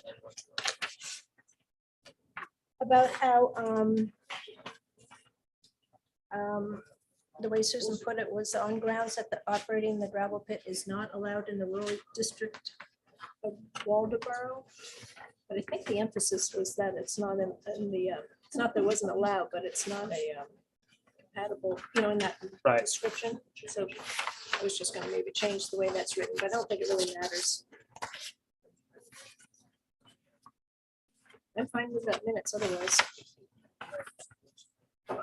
Mark, Seth, if you want to continue talking, if you can go out in the lobby. Hey, Seth. Seth, Mark, if you want to continue talking, you can just in the lobby. You can come back if you'd like, just. I know that I don't have any comments on these because I've already sent my revisions to Susan and they got incorporated. But we're not looking at them. Oh, no, yeah, I feel that's the 26th minutes. So you're. I'm pretty sure I sent her comments on the 12th too. Did I not? Okay, so we don't see them, so. Who knows what you're seeing. Oh, well, I would assume it's the same document that you're This is looking the at. same one I've had for weeks, Yeah. so. All right.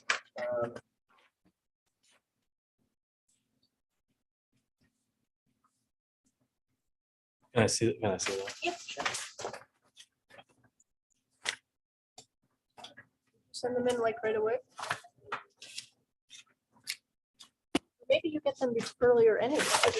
Oh, okay, so there you go, maybe that's, yeah, makes sense. If you want, we're just doing the minutes right now. If you need to get like a news story from the B&B people. I'll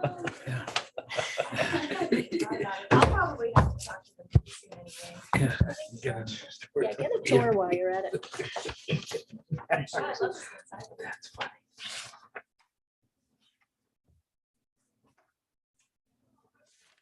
I don't remember what my markups were on these. I don't think I sent out an updated January 12th minutes. So if you made any updates, I don't think I sent it out to the board. Okay, let's skip that one then. So Till March.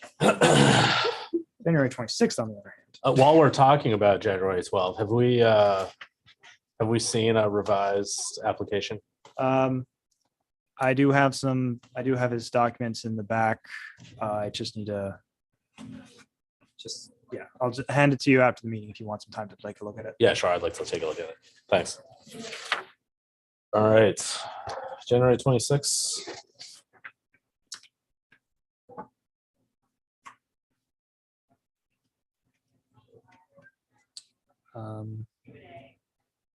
One note is just correcting Dana and Laura Marks. I just need to make names not right, so I would just have to correct it to what it says on the tax card. Oh, yeah. When they were on screen there was no E in the name.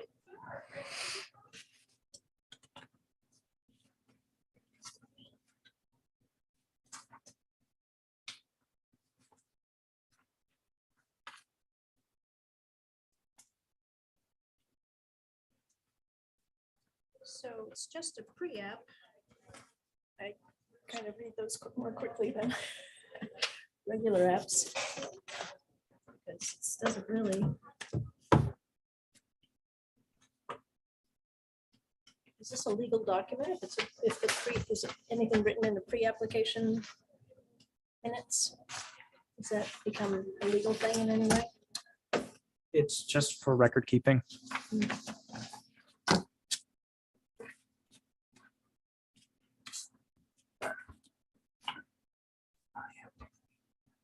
I'm fine with this as written.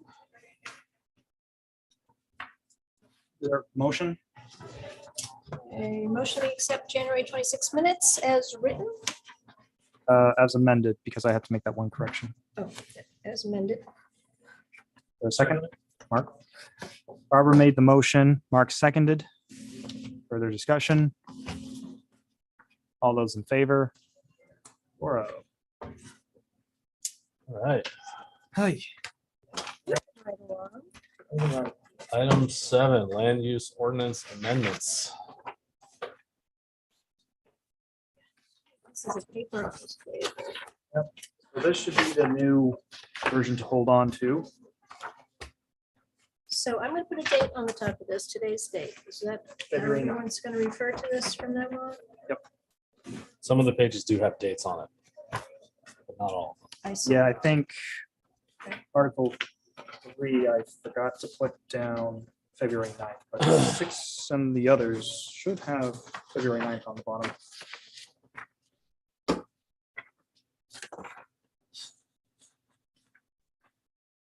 So these are all the corrections that have been made so far based on our previous meetings.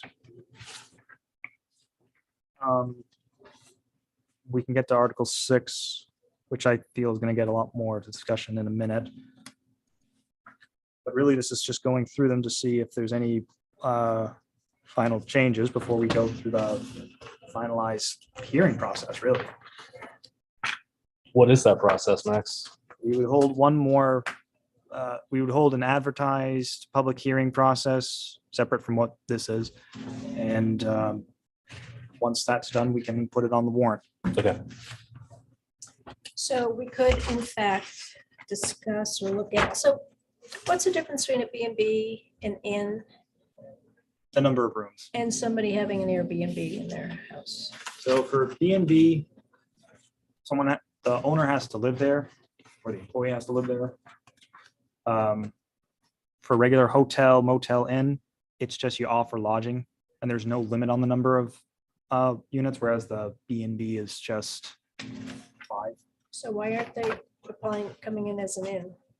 because that's not allowed in a historic village. It's not allowed, okay. there any limit, Max, on how many B and Bs or Airbnbs can be in the town of Waltham? Just a set number of limits on B and Bs and Airbnbs. Is there No. one? There's so you could have 30 of them. Yep. Everyone could, all of School Street could be a B and B or family.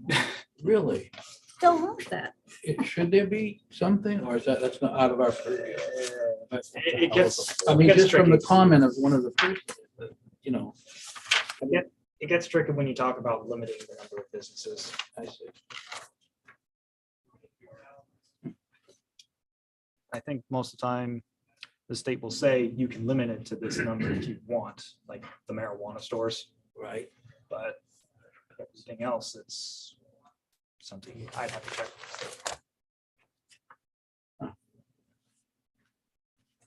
So the whole restaurant, the question that we don't have a bar category? It would be more of the cafe deli category that was created, because that's supposed to be more of a secondary use for the building.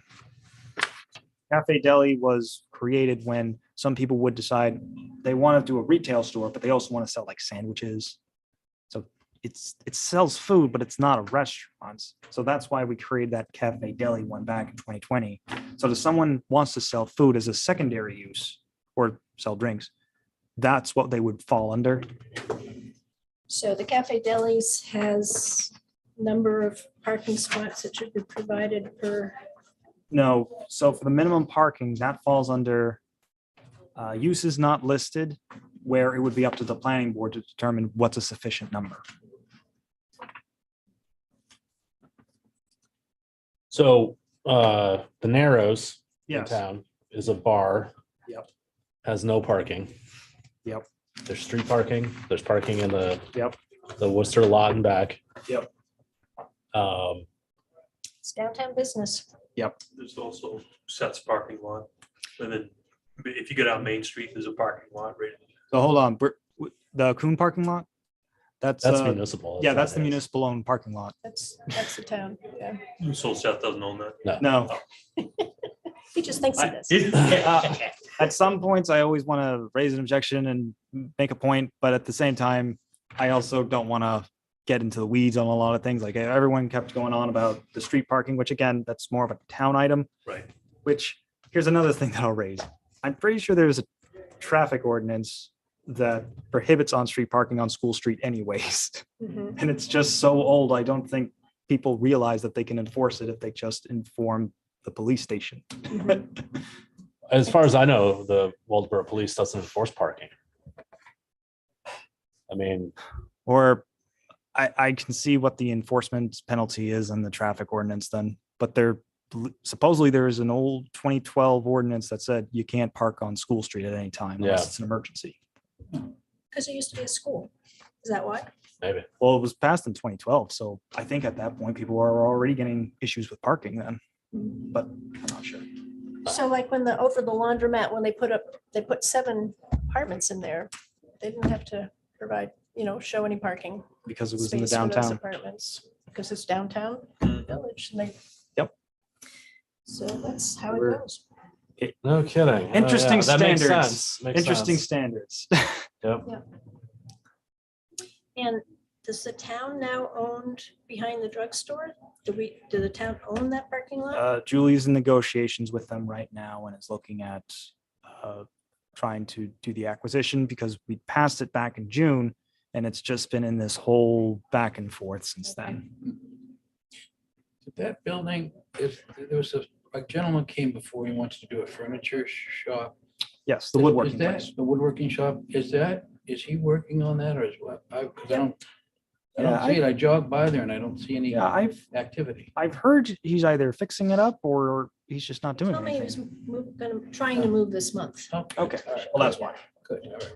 Yeah, they shut down the building that he was in Union. The old The Thompson old, Community Center building. Yep. Yeah. All right, anyways, I'm fried. Is people able to so look at this? yeah, I guess it's a matter of what in Article 6, So where there's, there's some items to change. so there's whole sections with no, well, just numbering. Like a couple pages here with nothing Yeah, in red. is that Article 7? I think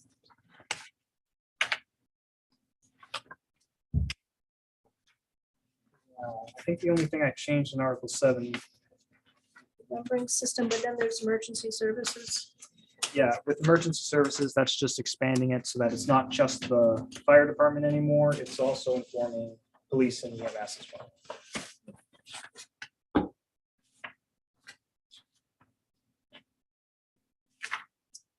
We get too far in there. We want to change the bed and breakfast so that it is planning board on all categories, or are we gonna leave it as just village, historic and downtown? I think if we're changing it to 8 rooms, because traffic and parking is such an issue that it. I know you say you'll notify us, but if it just goes CP, I mean, why not have it? Your planning board thing. Anything that involves a lot more cars seems like it's a good step to. Well, and in this case, this would have been something I probably would have just passed on to the planning board anyways, just because of how many cars would have gone on in that area and because the neighbors voiced some concerns about traffic, at least at 80 Gray. I mean, I'm less concerned about the rural and residential. It's the others that would, I think would have a concern with.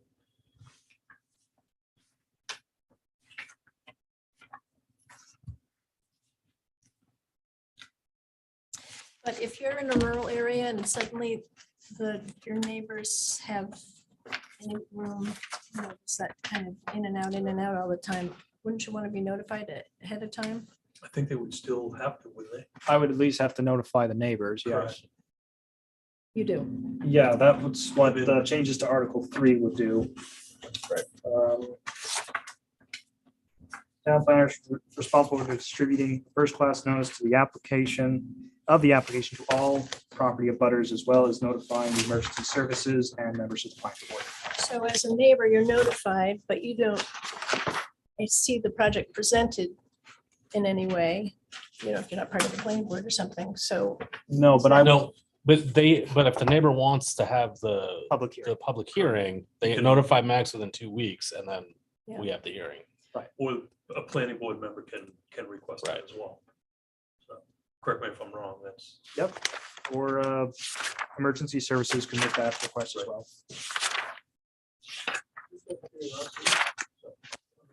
Why wouldn't you want to do it proactively, as Barbara's suggesting?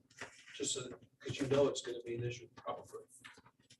Yeah, that's my question, you know, or if someone's not as savvy enough to, you know, be paying attention or whatever, might be away for a period of time. Is there a downside to being proactive about it? No, No, just do it. I don't have heartburn if we were to change all to planning board. I just figured those two areas are less likely to Be a to problem. raise issues, especially if we're gonna consider expanding it to 8. So, Now that we can change the lot size. It gets trickier. So for all of bed and breakfast, so for all districts except industrial, because that's going to remain prohibited. Planning board for bed and breakfast in all areas. I'll find you one, yeah. Sure. Barbara, Johnny, Yeah, Sure. you can always change it back, right? you can always change it back. Once Max I will have a heart retire, attack, you can change it back.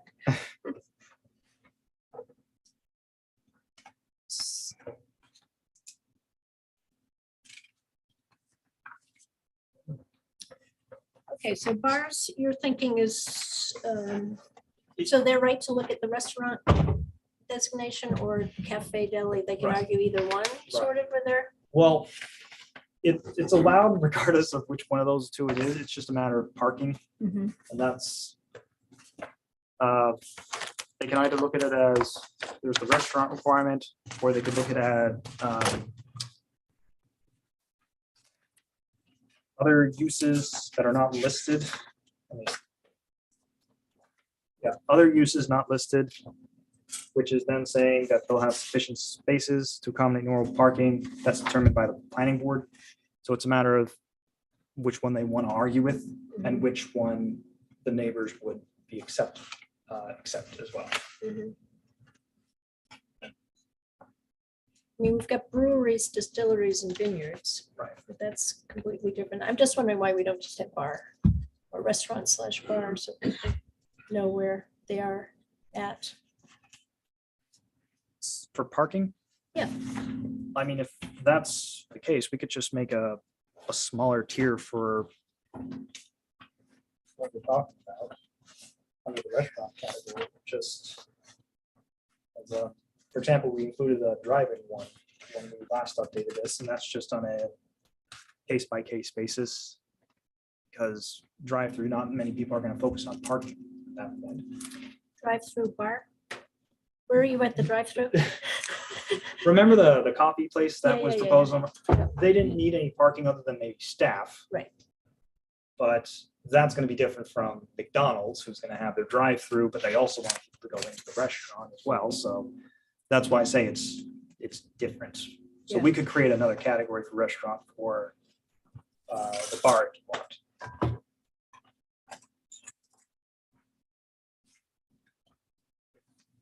What do you guys think? So,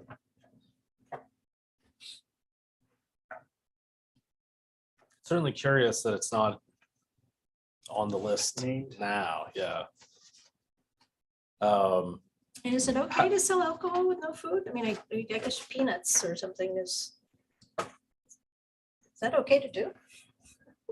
Could have something, don't you? I'm sure there's got to be snacks. Yeah. I can't Yeah, imagine. But yeah, they're just- Something with salt. they're not cooked. Yeah, exactly. So They're not cooking there though.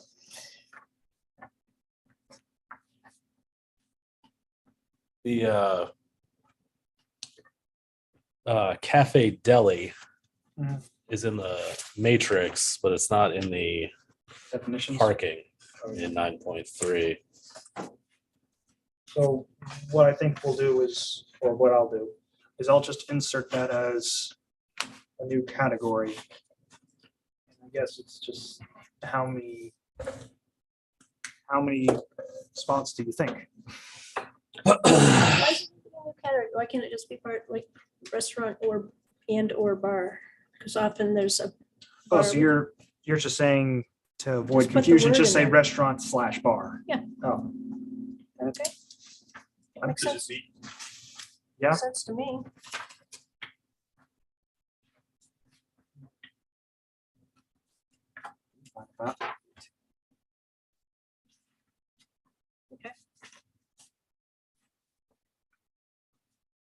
Okay, where are we at, guys? I don't know. All kept jumping all over the place.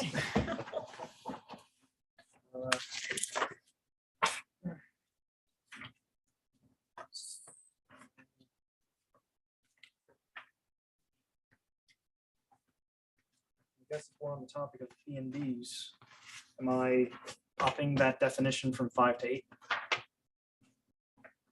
I don't know, is there any state thing about it? What they were referencing was a link, which I thought was for sprinklers, but maybe it's a state fire marshal for how they look at it. Once you go over 8, a fire marshal wouldn't consider you a B&B anymore. They would consider you an inn.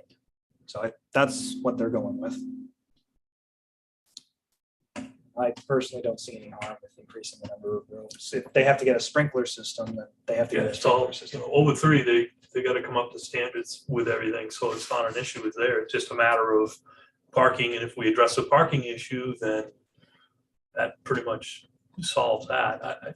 I don't have any problems with going to 8, I just wanna make sure, and it would help out if we, went by whatever the state is defining it as well. I have an objection to that. Barbara, Johnny, thoughts? Fine with it. We're gonna have a lot of wedding parties staying the weekend. So, it's just noisier. I guess, so one thing we could do is keep it to 5 in the historic village and go to 8 in the surrounding districts. Because it is gonna be noisier. People coming, driving from out of state, arriving at 10 or 11 at night for their room. So it's just more active.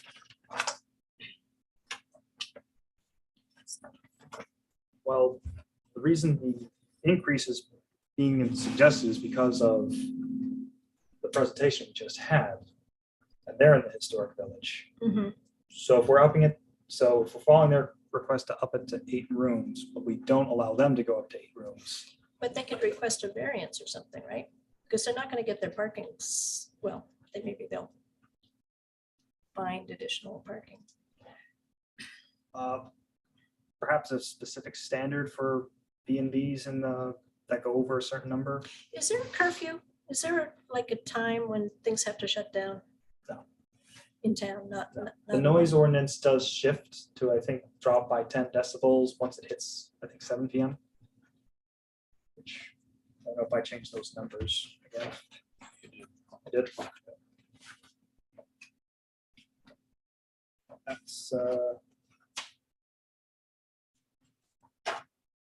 yeah, no, what I changed was the construction and temporary maintenance, because that was different from the 7 to 7. So yeah, once it hits 7 PM, if you abut a residential property, you can't be louder than 45 decibels, or you're violating the noise standard.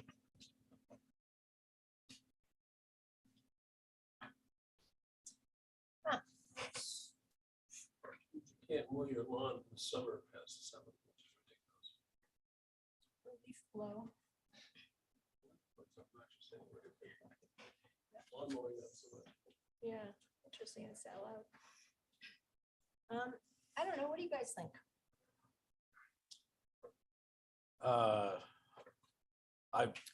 We don't I have, don't don't have- have to decide tonight. Yeah, I have no objection to having 8 rooms at a B&B. I also don't have the objection to people driving around town at 10 or 11 o'clock at night. It's, public streets. You can't really dictate what hour people drive on the streets. Not drive, but they hang out in the parking lot after the wine bar closes, you hang and you chat. And I know there's some neighbors back behind the theater that are already unhappy with things, so. Okay. I mean, it's just a fact of life. And you want that activity, but some people don't, and especially if they've been living there for years and haven't had to deal with it. I just think if we're going from 5 to 8, we're talking about 3 automobiles, 3 parking spaces, Six more people. potentially more 6 more people. Yeah. So I don't see a big difference in, going from 5 to 8. Mhm. But,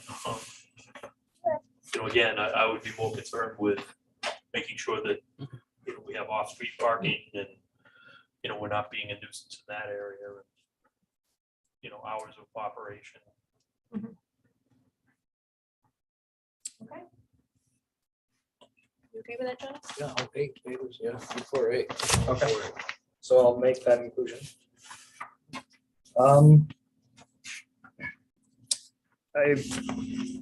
Going to the dimensional standards, I sent out a map, but to be honest, now that LD 2003 is happening and the concerns that have been raised by a lot of members, I'm fine just dropping the rural residential changes if people would like, and just leave it at Route 1 commercial A and industrial, or even just industrial.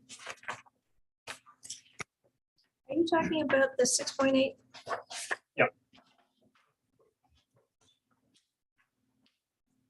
So how is LD 2003 affecting this proposed change? Well, it's about the minimum lot size requirements. So with LD 2003, you get to have units as long as you can still match the minimum lot size per dwelling unit, as long as we're not discriminating against it. So, if you only need 10,000 for that first lot, but you need an additional 15 for the second one, LD 2003 says, no, you can't do that. It has to be back to 10,000 per lot. We don't really have that. That's not really impacting us. But for rural and residential, which Sarah raised some points on, and I think Barbara, you might have raised a point, just concerned about more development happening in rural and residential areas, and with LD 2003, that could happen quite a bit. Although the map that I did provide everyone should show at least. What map? What, is it in this bunch? Yeah, it was this one. Oh, that one. That's I what had that no idea was. what that was for. Yeah, I had no idea what that I was. didn't see it. Those are the parcels that run along water or sewer. Oh, I remember the conversation now. Yes, this all makes sense. So it's So the green is the So only that- parcel? That green parcel is the only one in the rural area that would drop from 80,000 to the change of 20,000. And those are the ones just before the railroad on Depot Street. Everything else that's in that white would only drop to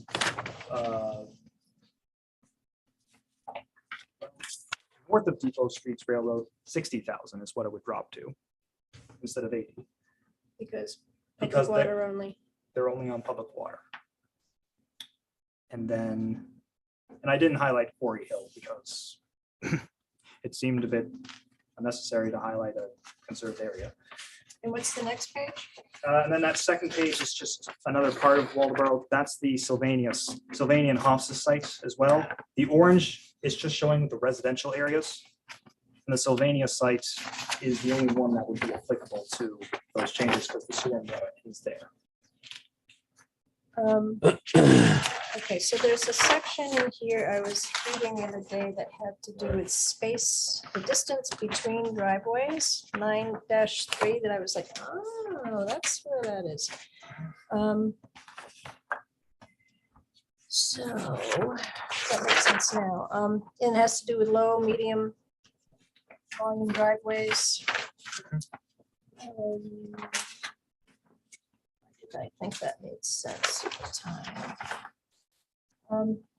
Where the minimum standard for a full access driveway cannot be met, only a special case access shall be permitted when standards cannot be met. So Intersection of signal. Do you understand this chart? And how that might apply to this new lot size? What are we talking about? It's 9.2.8.1 minimum standards for corner clearance.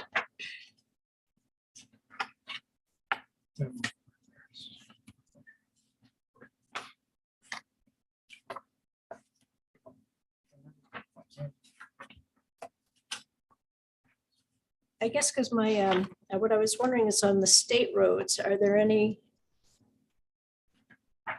That's not 32, is it? The other one, are either any of these state roads? The one running along Sylvania is a state road. So do they have any requirements about how frequently you can have a access point onto the?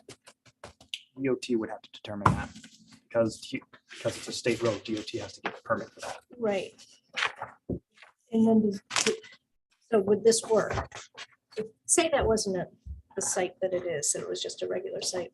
Would you be able to use these road frontage guidelines and whatnot for? Yes, because that's only the minimum size you'd have to give, but you'd still have to comply with the other standards. But as I say, I'm fine dropping the changes to the rural and residential one and just leave it at Route 1, Commercial A and Industrial for changes. Okay. Just because I want to get this into the June warrant more than anything. Sorry, I'm being the And problem, aren't I? Rural and residential, I feel that's going to keep going back and forth. I don't know if there's too much issues with the Route 1 Commercial A and Industrial zone changes. So Oh, these maps really help, Max. I'm gonna keep rural and residential as is. Yep.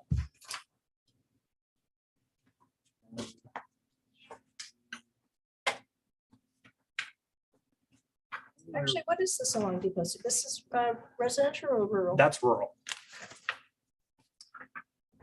And I didn't do too much to change the noise section like Mark requested last time. That I would need a little more time to work on. But I'll try and get something.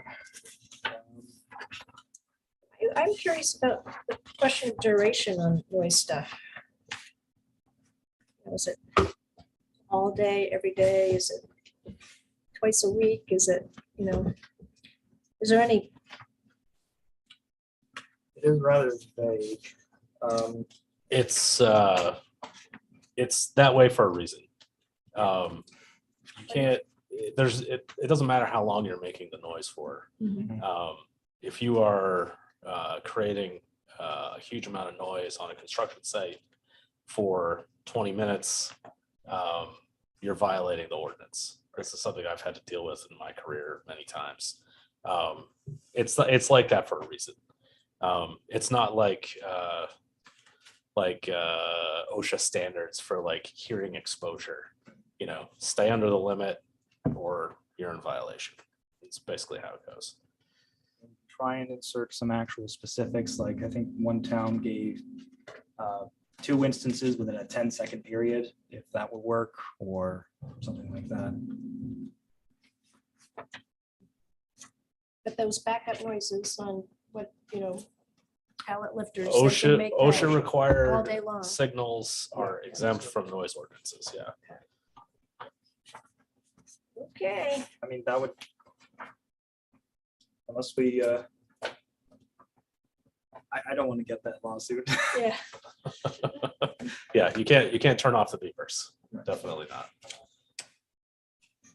So Can you, just out of curiosity, can you limit Jake brakes, engine brakes?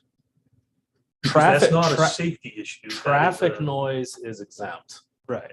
So I live at the corner of Main Street and Jefferson Street, and every single morning at 4 a.m., some fisherman is out there rolling coal in his truck, and that is exempt from the noise ordinance.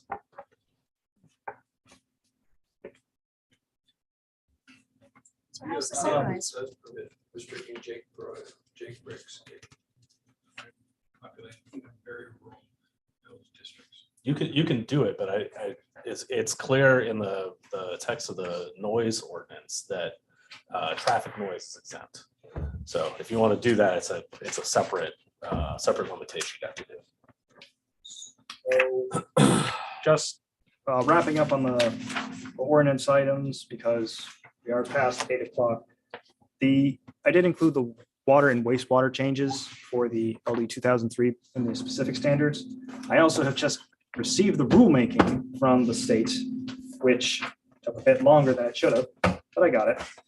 So I almost want to skip going over the LD 2003 ones, and I will just insert them into the ordinance. Make sure it is all up to date and it's just word for word what the state's giving me. Okay. This is the one comment that I had, I think, on the entire package. Yep. 10.1.1.4. If a housing structure is connected to a well, proof of access to potable water is required.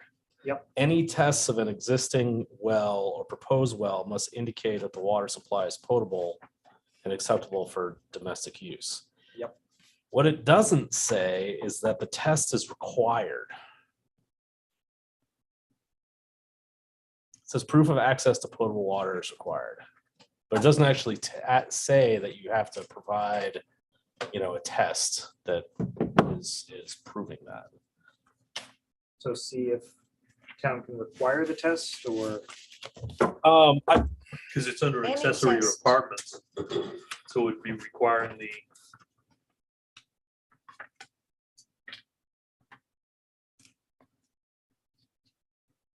This is why I say I'd have to.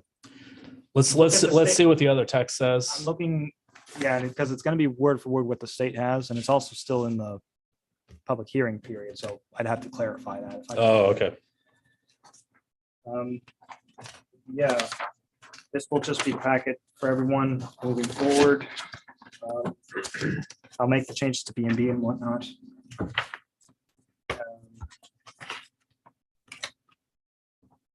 And since it's about 10 past 8, I don't know if you want to talk about great stuff.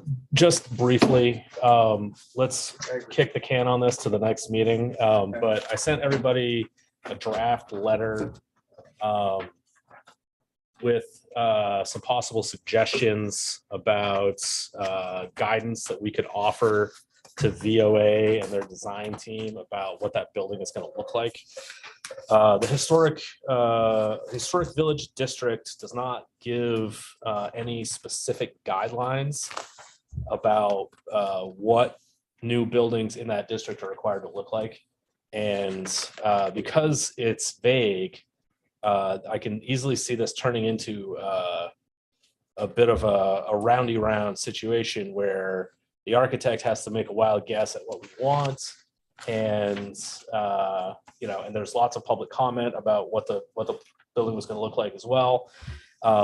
It just seems to me like if we could give their design team some guidance or some ideas about how to make that design congruous with what else is in that district or in the village overall, that we could reduce the number of times they have to come back here, number of revisions that have to happen in the design. And we could wind up with a building that we're more happy with as an end result. So the question about this is because it's so vague, it's up to us to, basically make it look like a 19th century building. However, they are still required to comply with building codes. So, you can't just make the whole thing gigantic, 19th century windows. There needs to be some kind of middle ground there that gets defined at some point. And, it's my opinion that we ought to be more proactive about how that happens. And then there's, as Barbara and I have been talking about this, and to me, the ambiguity in the ordinance says that we can demand anything that we want, because until we all agree and vote that it meets the 19th century historic village guideline, which is undefined, they can't have a permit. I don't want to make the situation onerous, but it would also be nice to make sure that they have a specific idea of what we're looking for. And I think that we could make the process simple by taking that first step and giving them that guidance. What are we looking for? 19th century? I mean, I studied That's history. everything. What do we do? Do we get like a history course or have somebody come in and say, well, this is what we think 19th century? It's just so ambiguous, nebulous, and it's open. It's fraught. Yeah. Because the developers, they're gonna want to build this building. They're not gonna want to put stained glass 6 feet windows in, correct? Right. I mean, you know that. Of course. So I just think you're right. I agree with you. It's got to be laser focused, but clearly we all have to have an understanding of, again, 19th century character. 19th century is a mix of styles. That's It's a right. Total mix of I mean, styles. Baroque, Romanesque.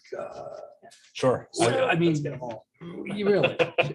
And I think my fear is that if we get too specific, we're going to Right. get another building that looks like the Sproul Block or Right, the lawyer's office in the corner.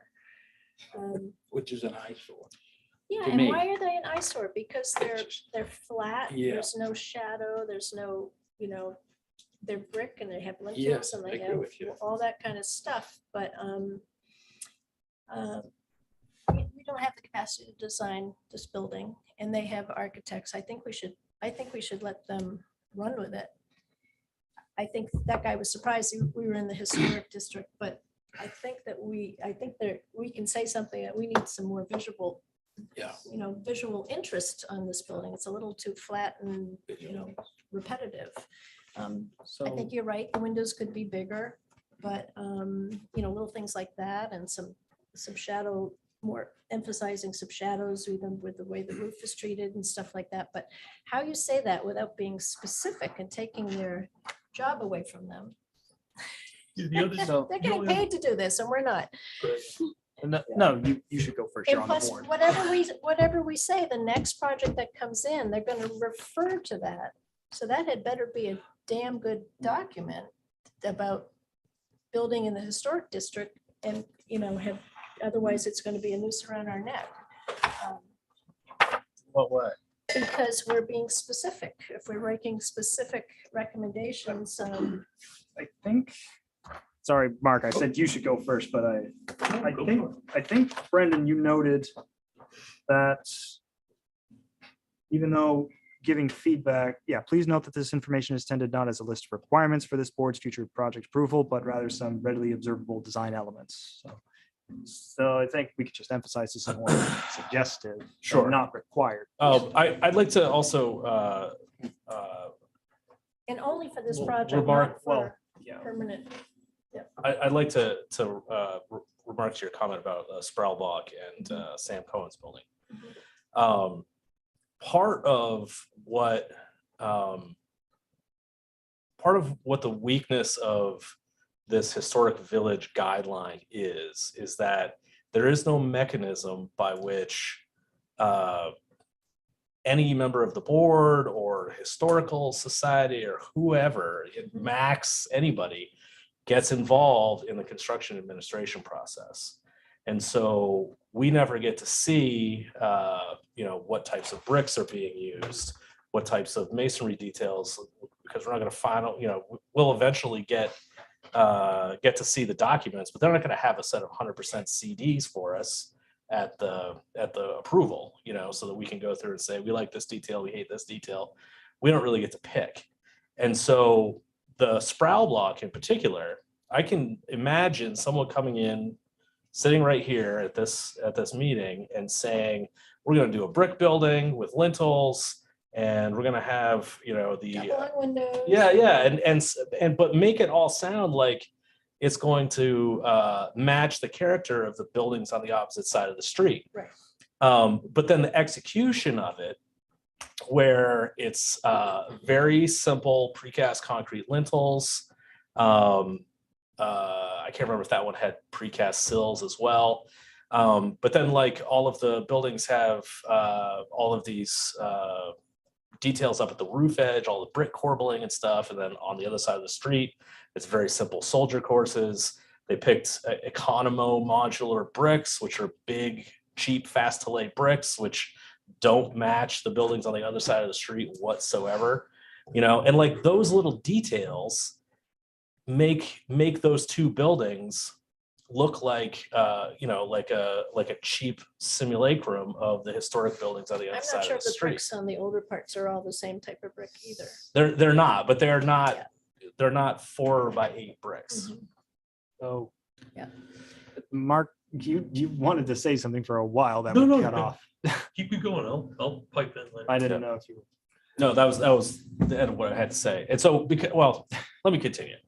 And because we're not going to be involved in construction administration, I feel like it's important for us to be engaged with this. And I don't think that it's going to be something that's hung around our neck because you know, it's not like we're setting a legal precedent by which we have to hold every other project in that same district to, you know, because the other projects are going to be different projects. Like they'll all be different.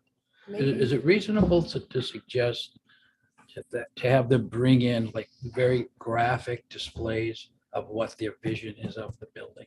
We can, You know, I mean, that Okay. to me would be the visual, to me would kind of address that, right? Like I mean, I know they do this at big time stuff, but you know, to actually see a very well designed graphic, you know, maybe 2 or 3 ideas Yeah, or a totally. little model. I mean, you've done, right? Yeah, absolutely. That to me would like, I'd say, okay, that's great, that's great, that's stupid.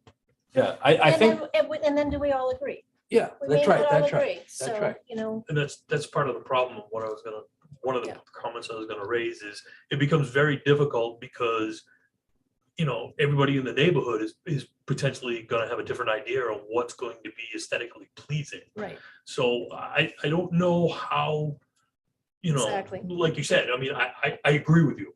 There needs to be a little bit of, like, look, this is what we're looking for. But I don't want to hamstring anybody where they can't design something that's cost effective to them Yeah. as well. Seth, you got a point? just want to point out that I share all of your concerns, of course, and having operated in true historical districts in a couple of places, particularly in Massachusetts and in Rockland. It's really not the purview, like it or not, of the planning board to dictate this. You can't. Yep. You can make suggestions. You can Why not? lead. It's not your charge. It's not within the purview of what you are charged as a quasi judicial body to do. That's not what, you cannot dictate terms. If the town creates historical standards and then asks the planning or requires the planning board to enforce them, then you can, like Marblehead, for example, or some very onerous set of rules where you can't even put storm windows, thermal paint storm windows.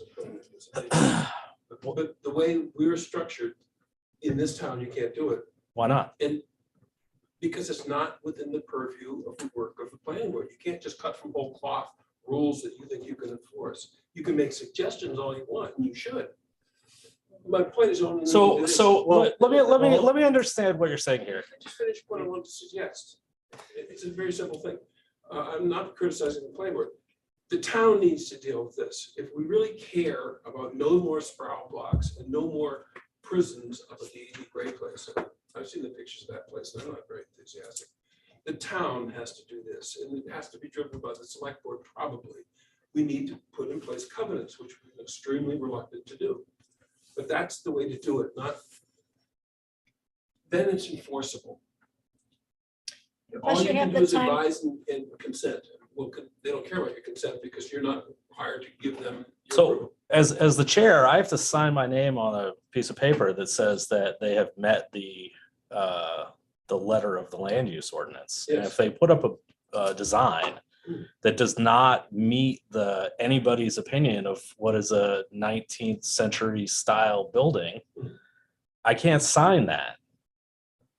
Well, What we're talking about is, I understand what you're saying. We can't specify specifics. But what we're talking about is if somebody comes forward and it is not 19th century design whatsoever, we do have the ability to say, look, I don't know what you were thinking, but this isn't even close. But this is So- a different case because we're replacing a 1930s school building. That's what we're doing. And when they started, that was considered a downtown, that was a different zone, right? Right, That it was the property. village. So we have this transition period here that, so I think we have to cut them some slack on it. Do we want the building to look as better than what was presented? Absolutely. But it's not going to come across, especially with pushback, is not going to come across as taller than what's there or more massive or any of that kind of stuff. So there's a huge amount of things that are very positive about what it is so far. So if we can get some better tweaks, I think it would go a long way. But I don't think I don't think we can be telling people what kind of bricks they're going to be building with. Until, So- unless we go in that direction, which I don't think you're going to get the town on board about. I mean, your building is vinyl sided or, aluminum sided or something, people, there's all kinds of stuff in the area.